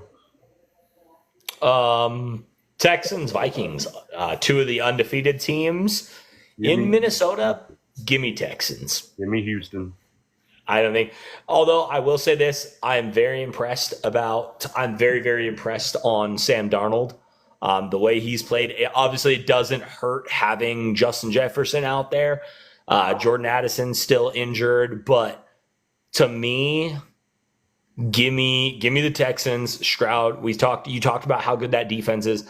That offense has so many weapons on it. It is an Alabama, an Ohio State. It is an Oregon. It has so many different playmakers on it that it is so hard to try to say, let's double team this, double team that. It's like the Golden State Warriors of NFL. There's so many different options that you can go to. Who do you play a zone, but who are you going to go against? You're going to play man-to-man. Who do you double team on that safety up top? Because you can't. When your 3 wide receivers are lining up as Diggs as your Y, Dell as your Z, and you've got Nico Collins lining up as your X, and not to mention you have Joe Mixon back there. You got Tunsil lined up as your left guard. Who's the title? I just don't. Schultz or Dalton Schultz. Yep. So you got former Cowboy Dalton Schultz there. Like, that team is so stacked and so ready for it. I hope Stroud is there, and I hope he is ready to step up and be that person. But that offense, I know you're the defensive guy and stuff in this equation, but to me, that offense is rolling. But I do, like I said, I do want to give a shout out to Sam Darnold. He's kept Minnesota there. They're leading that division. He hasn't turned the ball over. He made great plays against it. I don't know how many times against San Francisco, Bosa was on him, and Darnold would give him that little like shimmy and then take off 20 yards down the field all suddenly. Yeah. You know what I mean? Like, great play from him, but give me the Texans here coming into US Bank Stadium and taking out Minnesota. Interesting one here. It's been a fun run, Saints, but if A.J. Brown is playing, and again, this is if A.J. Brown is playing, give me the Eagles, not just the -2.5, give me the Eagles to pull off the win. Give me the money line. I think the Eagles take this game if A.J. Brown is playing. If A.J. Brown is still out, then it's a toss-up to me. But if A.J. Brown is there and he's going, I don't think the Saints have the DBs to be able to cover them. I agree. I agree 100%. And then I was also New Orleans they're on a wave right now, and we all know what a wave does. Yep. And let's not forget, Philly coming off of a tough loss. Mm-hmm. Kind of. I will say, quick turnaround for Philly. Monday Night Football to Sunday morning game, quick turnaround. But my thing is this. Do you want to know what is in common with Ford, Chevrolet, BMW, Mercedes, any type of car in the world? What's that? Eventually they break down. And Derek Carr, you've had a phenomenal run, buddy, but unfortunately, it's probably going to be time that car breaks. We've seen this last year. Remember Kamara last year had that 3 or 4 touchdown game last year. Mm-hmm. And we were like, oh, the Saints are back. Saints weren't back. Didn't happen. Next game, another battle of 2 undefeated teams. Chargers going all the way to Pittsburgh. I like Pittsburgh because of one reason, and it is this. Chargers have not shown that they can throw the ball yet. Like we said, Herbert, 130 yards passing last week. He's got 274 in 2 games. Why have the Chargers won so far? Defense. Try again. Why have the Chargers won games? Oh, let me get back to it. Okay, I lost my spot. J.K. Dobbins. Exactly. They've been able to run the ball. J.K. Dobbins. But who does Pittsburgh have up front to stop that run? T.J. Watt. Why? I think that's why I think Justin Fields and the Steelers start off the season 3-0 because I think they're going to stop J.K. Dobbins. We've seen now that Dobbins is it. And guess what? The Steelers, they have a lot of footage on J.K. Dobbins because guess what? They had to face him twice a year when he was a Raven. They know how to stop J.K. Dobbins. And guess what? Now, J.K. Dobbins doesn't have Lamar Jackson pulling the ball back away. Well, so we can't give it all to Watt real quick. As the defensive guy, I do have to give credit where it's due. We do have Fitzpatrick over the top, who can come down in the box and will come down in the box. But hey, Highsmith, like kind of an unknown linebacker, making a name for himself. Wasn't he at Alabama? No, wrong Highsmith. Well, you know what? Possibly. Hold up. For some reason, I want to say it was like Western Michigan or something. But Might be. Charlotte. The 49ers. Okay. Yeah, he went to Charlotte University. But yeah, quietly making a name. He kind of reminds me of a James Farrier from the Pittsburgh, like early 2000s. I just think, like you said, with the backs, the safeties that the Steelers have, the pass game is not going to be much of a threat. And we've seen already Herbert, Quentin Johnson is his best option. He doesn't really have much of anything. So I just think that you're going to see a run game, but I think a force. You're going to see a force meets a force when it comes to T.J. Watt and J.K. Dobbins. And I'm sorry, but I'll take T.J. Watt all day. Yeah, I wasn't meaning to cut you off there, but you got to think. So you were saying Johnson was his go-to target. What Joey Porter is a new up-and-coming star in the league. Joey, go earn your paycheck. Go earn it.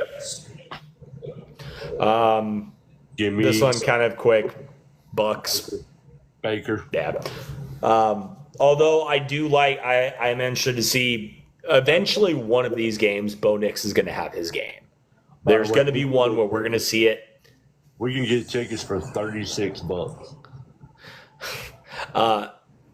But be aware, possibly no Vita Vea in this game for the Bucks. Yeah. Does that change it around so much? No, but it does give Bo Nix a little bit more time to sit back in that pocket and find the open guy. I'm looking forward to see Bucky Irvin, Oregon running back, going to pretty much be starting for Tampa because White kind of came out with an injury, but also Bucky came in and played really well, so that'll be good. I don't understand how this is only a 5-point spread. I was going to say, give me the Raiders by 50. I understand it's Andy Dalton. But at the same point, as I told you, you had to look up who the running back was, and realistically, neither one of them have really ran the ball worth a crap. Well, you had to look up who any sort of wide receiver is outside of Thielen. It doesn't matter who that quarterback is. Oh, by the way, I know another receiver on their team. Mingo. Who? Mingo. Yeah, Mingo. LeGarrette, and then I forgot LeGarrette for South Carolina went there. Yeah. I forgot that. Yeah, still nothing. Still don't matter. Still does not matter whatsoever. Raiders. I'm not saying Raiders by actually 50, but I do think the Raiders win this game by more than 2 touchdowns. The one thing, Vegas by 17. Crosby has 2.5, and he shares that half with Christian Wilkinson. So the one thing I was going to say that I was going to bring up to you is Raiders defense has not played very well. They are, I think, 28th out of 32 teams on defensive production this year. Not very good at all. I think this is the breakout game that they're going to need to kind of start that defense. Real quick, I do want to comment real quick. Vlad, you're saying Deontay Johnson from Carolina. Guess what? Deontay Johnson wasn't anything in Pittsburgh. He's even less in Carolina. Because if he couldn't get it done with any of the Pittsburgh's quarterbacks, he definitely ain't getting it done with Andy Dalton. Dolphins, Seahawks. Give me the Seahawks minus the 4 only because Mike White is not going to be him. Real quick for your guy, for your comment for the Deontay Johnson. 2 games, 12 targets, 5 receptions, 34 yards. Checkdowns. Little comeback routes. Yeah, no. Dolphins, Seahawks. I hate saying it because of the female that's in the other room, but give me the Seahawks. Miami's having to travel the furthest. This is Miami to Seattle is the furthest possible game apart from each other. Okay. They're having to travel all the way to Seattle, Lumen Field. That is a great stadium. Without Tua. And that's my thing is with Mike White being the quarterback, I understand he's been a starter already before. You do have Hill, you do have Achane, but the problem is you're still a backup quarterback. And I think as a fantasy person, I know you're on here, Vlad, and you've wrote me a couple times asking about some fantasy stuff. It is horrible right now if you have a Tyreek Hill or if you have a Waddle. Achane, I think, will still do good because they're still going to be running the ball. Mm-hmm. But I think that passing game, that 2,000 yards by Hill, I think is gone. It's gone. I don't think you're going to see anything from him. Unless we have a reuniting with a former quarterback of Miami, sign with them. Thomas Edward Patrick Brady II? No. This guy's still in shape.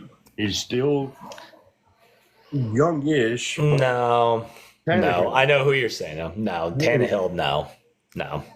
I don't think Tannehill will go back to Miami just because of how it all ended there. You got Tyreek Hill and Jalen Watt. It doesn't matter. Like these NFL. Here's the thing.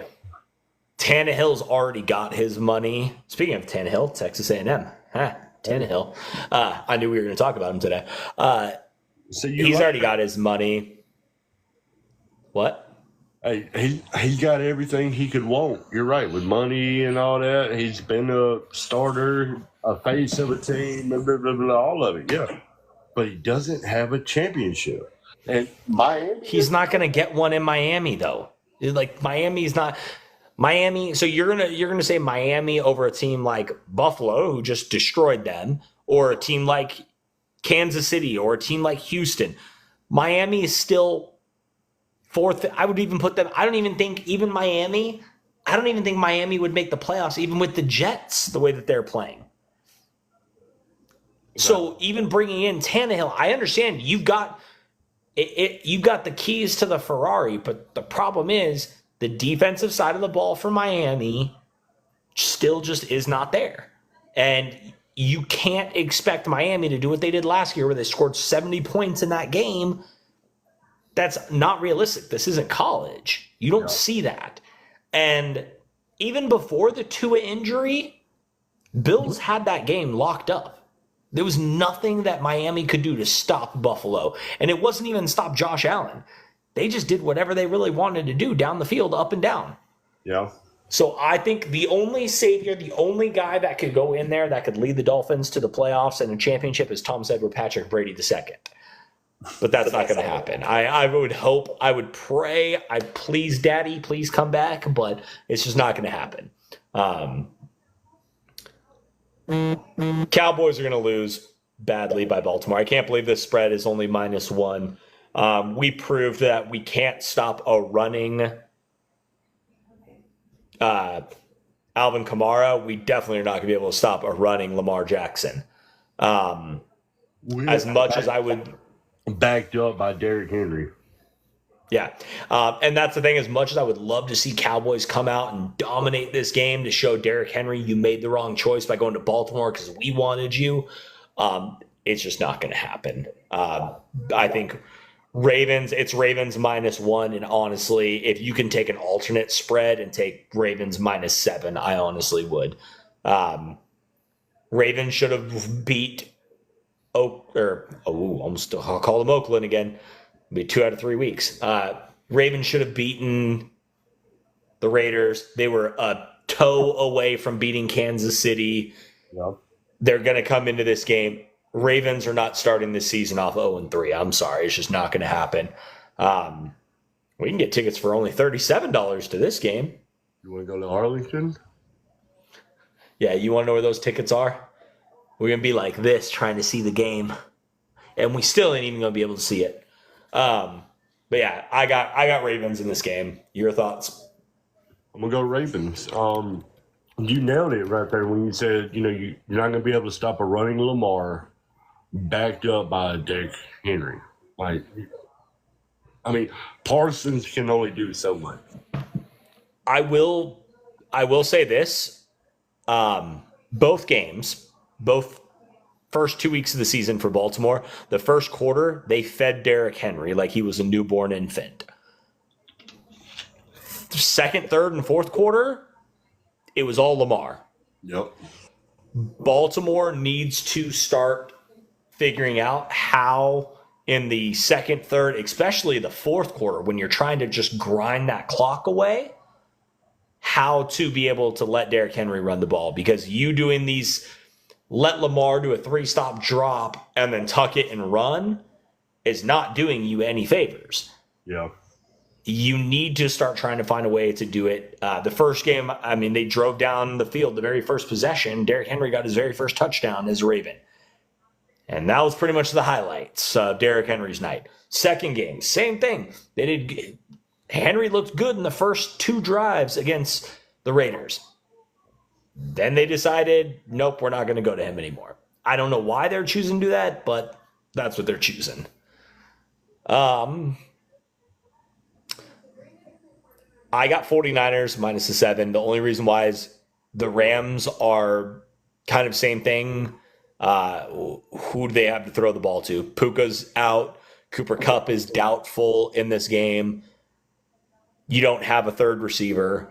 Kerryon Williams can only do so much. And I think this is a game you're going to see Bosa or possibly, who's the guy opposite of Bosa? Oregon guy, isn't it? He can't, DeForest Buckner, isn't it? Hold up. No, I think DeForest Buckner is elsewhere. DeForest Buckner went to Indy. No, I thought divorce came from Indy. We got, let's see, Fred, Devondre Campbell, Nick Bosa, Malik Collins, Javon Hargrave, Kevin Givens, Robert Beal, Leonard Floyd, and Jordan Elliott. Those are all Eli. Then I'll go Bosa. Then I think you're going to see Bosa have 3 sacks this game. Yeah. Because the problem is Stafford's already known that if you can get a finger on him, he'll drop to the ground. His wide receivers are not going to have time to get open, and I think that's going to mean Bosa is going to be up in his face all game long, and I think that's going to be the major turning point. Yeah. I think, Bosa, like you said, Bosa just single-handedly takes over this game. Yeah. And yeah, no McCaffrey for the first possibly 7-8 weeks, but Mason has came in, played really well. We need to see a little bit more from Ayuk. I will say that for San Francisco to really make a run. You wanted to complain about your contract thing for months and months and months. Trade me all the way back at the draft. Trade me if you're not going to sign me. They finally sign you, and you've literally been about as helpful as a Walmart greeter. Got to see a little bit more out of him. So this next game, I've been going back and forth on this one for a while. If we're looking at the same game, if the team that showed up last week for Detroit shows up this week, Arizona's going to put a smacking on them. Like Detroit, that you have all the pieces. You have the firepower on offense. You have probably the meanest defense I've ever seen in Detroit, outside of when they had, who was it, Anza, Luke Fairley, and Ndamukong Suh, and Kyle Vandenbosch on the defensive line. Outside of that, this is the best defense I've seen Detroit have. But you got to learn to finish a game. You got to finish. Let me counter that, though. Are the Cardinals real? Because we watched what they did to the Rams last week. Yes, but let's not forget, they punched Buffalo in the mouth in the first 3 quarters and then gave it away at the very end.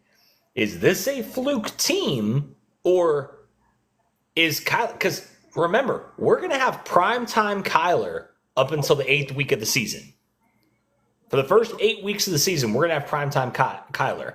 And then October 25th, the new Call of Duty game comes out. We're not going to have Kyler Murray anymore. Hey, on a real note, though, didn't they put it in his contract? Like he had. Remember, they threw it out. That was initially going to be in the contract, and then they threw it out because they were saying about the media storm of how that's going to look and stuff.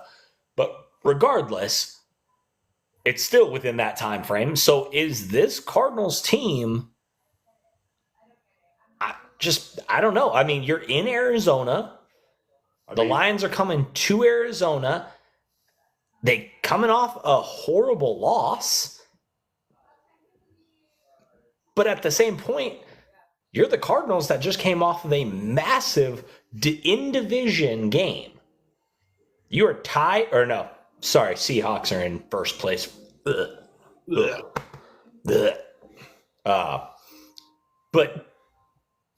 you want to make that name for yourself. I mean, Arizona, Budda Baker, that defense is not bad at all. They've also got the linebacker that came out of Oklahoma, Murray.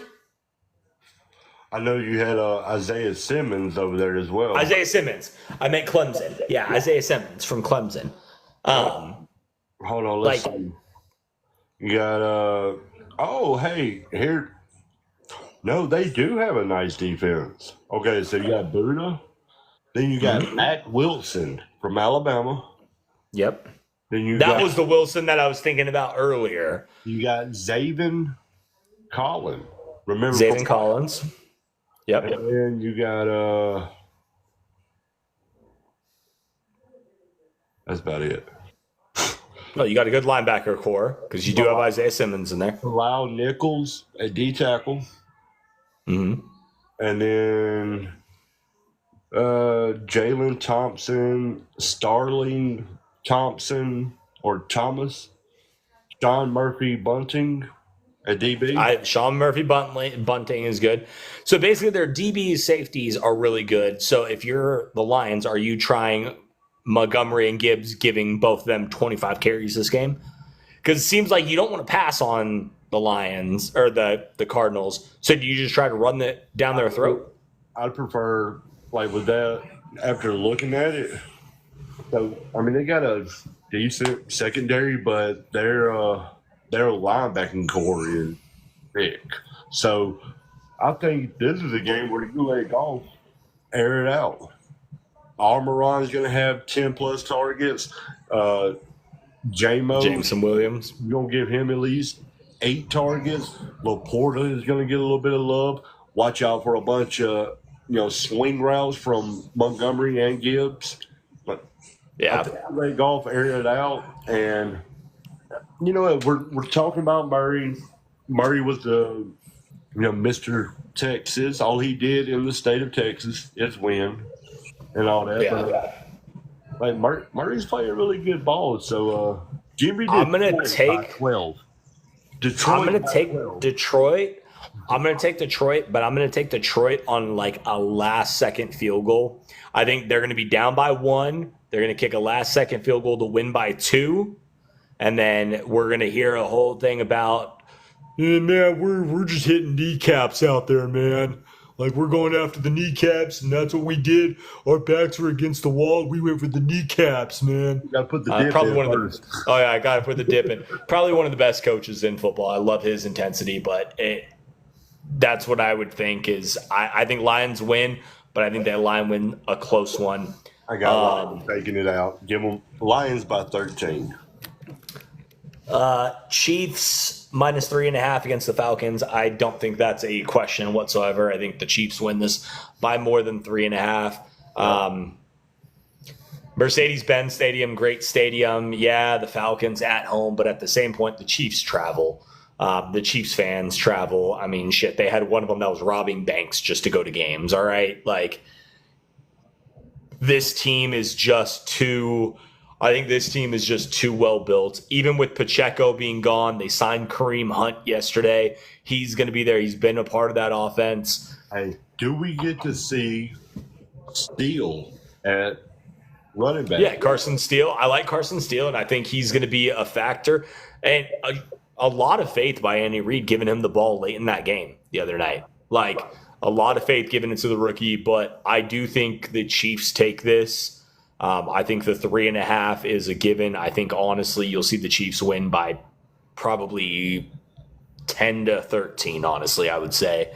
I just think Kirko Chains, good, but at the same point, those receivers, Bijan looked good. He was running the rock really good. But again, it just seems like the receivers, there's no yak for the Falcons receivers. They catch the ball and they kind of just go down. They don't try to extend plays. They don't do anything of that nature. And to me, you need that complete package. And I think this is just one of the ones that the Falcons are just going to end up losing. They got lucky on primetime Kirk. Remember, Kirk Cousins doesn't win in primetime. He won in primetime last night. He's not going to. How did the Falcons get 2 primetime games in a row? Right. Also, you're going to talk about this. I just realized that's Sunday Night Football. You went from Monday night to Sunday Night Football. Speaking of Monday Night Football, 2 Monday night games. This is awesome. I love this. I wish they were a little bit gapped further apart. Not going to lie. I don't like that we have 5:30 and then 45 minutes later at 6:15 because both of these are games that I would love to see. I love Josh Allen. I love Khalil Shakir. Keon Coleman, I finally sat him on my fantasy teams because he didn't even get a target last week. But I think the Bills are going to take the first one at -5. Yep. Trevor Lawrence, Travis Etienne, they're good. Jaguars still need to figure out who they're throwing the ball to. Yes. They are. Let me ask you, if Jaguars have the season like we expect them to have. They're 0-2 right now. After, I think, this game against the Bills, they could go 0-3.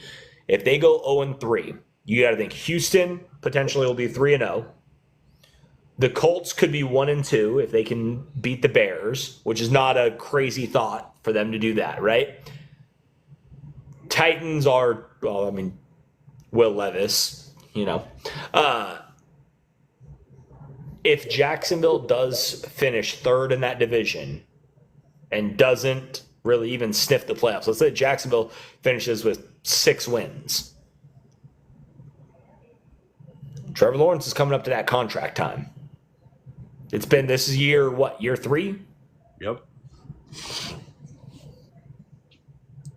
The way quarterback money has gone, are you going to tell me? We just signed Dak. Cowboys just signed Dak to the biggest contract in football history.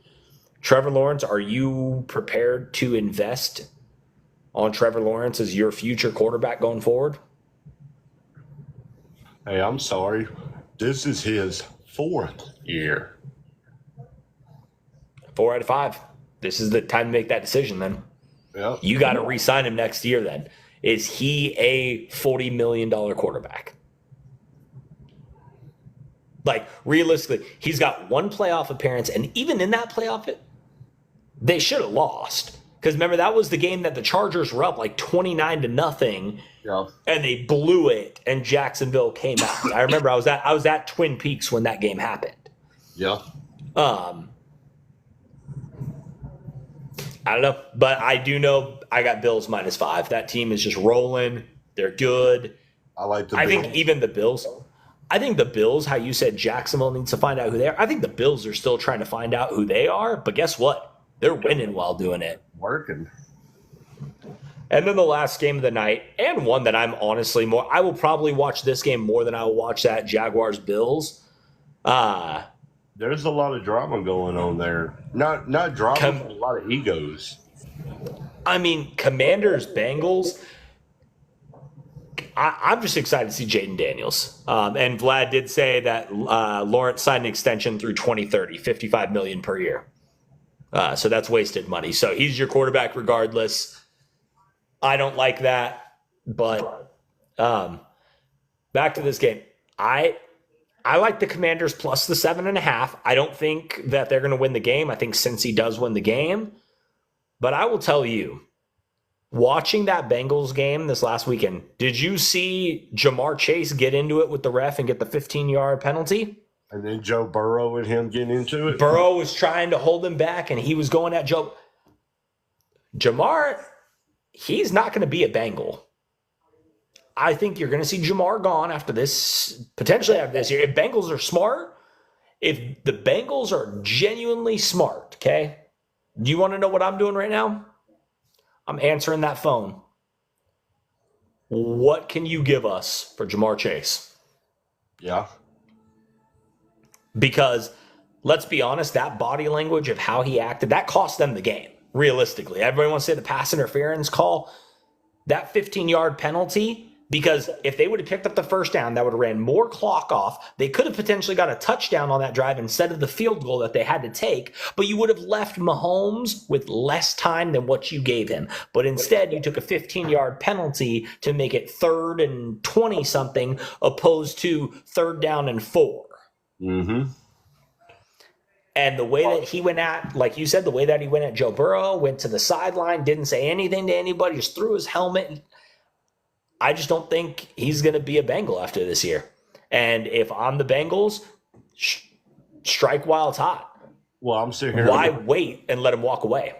Yeah, I'm sitting here looking. I mean, so during the draft, they did pick up another receiver, Jermaine Burton, out of Alabama, who is kind of a bigger, speedier guy. So, I mean, I can get behind what you're talking about.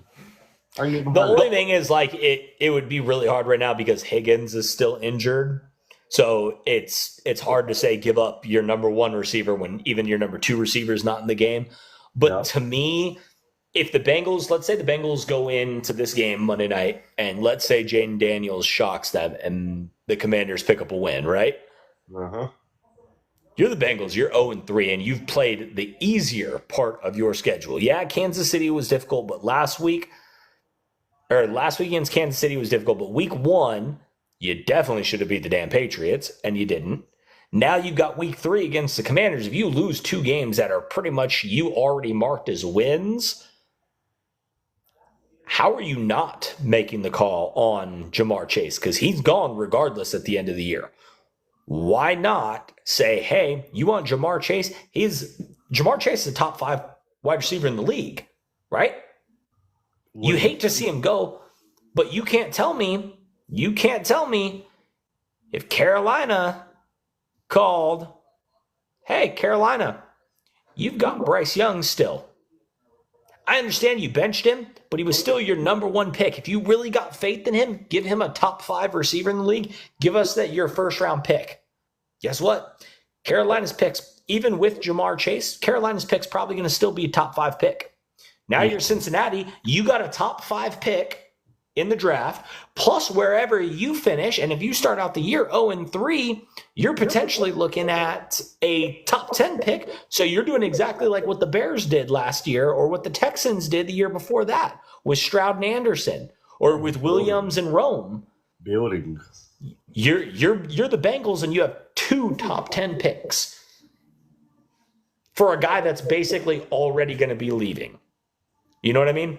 Yep. So that's how I look at it, and that's, I don't get me wrong, I do think the Bengals are going to win this game, but I am very, very excited to see Jaden Daniels. We've talked a lot about him on this show, and I cannot wait to see what he actually does, because I haven't got to see him really live.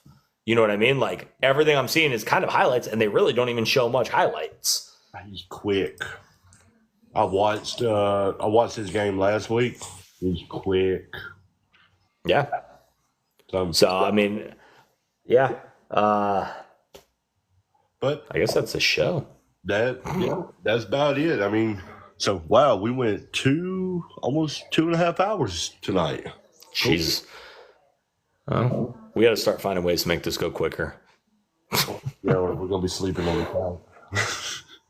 I'm already on the couch. I got Nike's right here still. He's passed out. Ella's still there. All right. Well, I'm going to clock off here for it. Everybody, the full episode of this will be loaded up onto our YouTube page. Go follow our YouTube page. Also, go follow Gridiron Insights on TikTok. We'll be posting a couple clips and stuff there. Yeah. Thank you for tuning in. Yes, sir. Later. Good night, brother. I'll call you in the morning. You too. Later.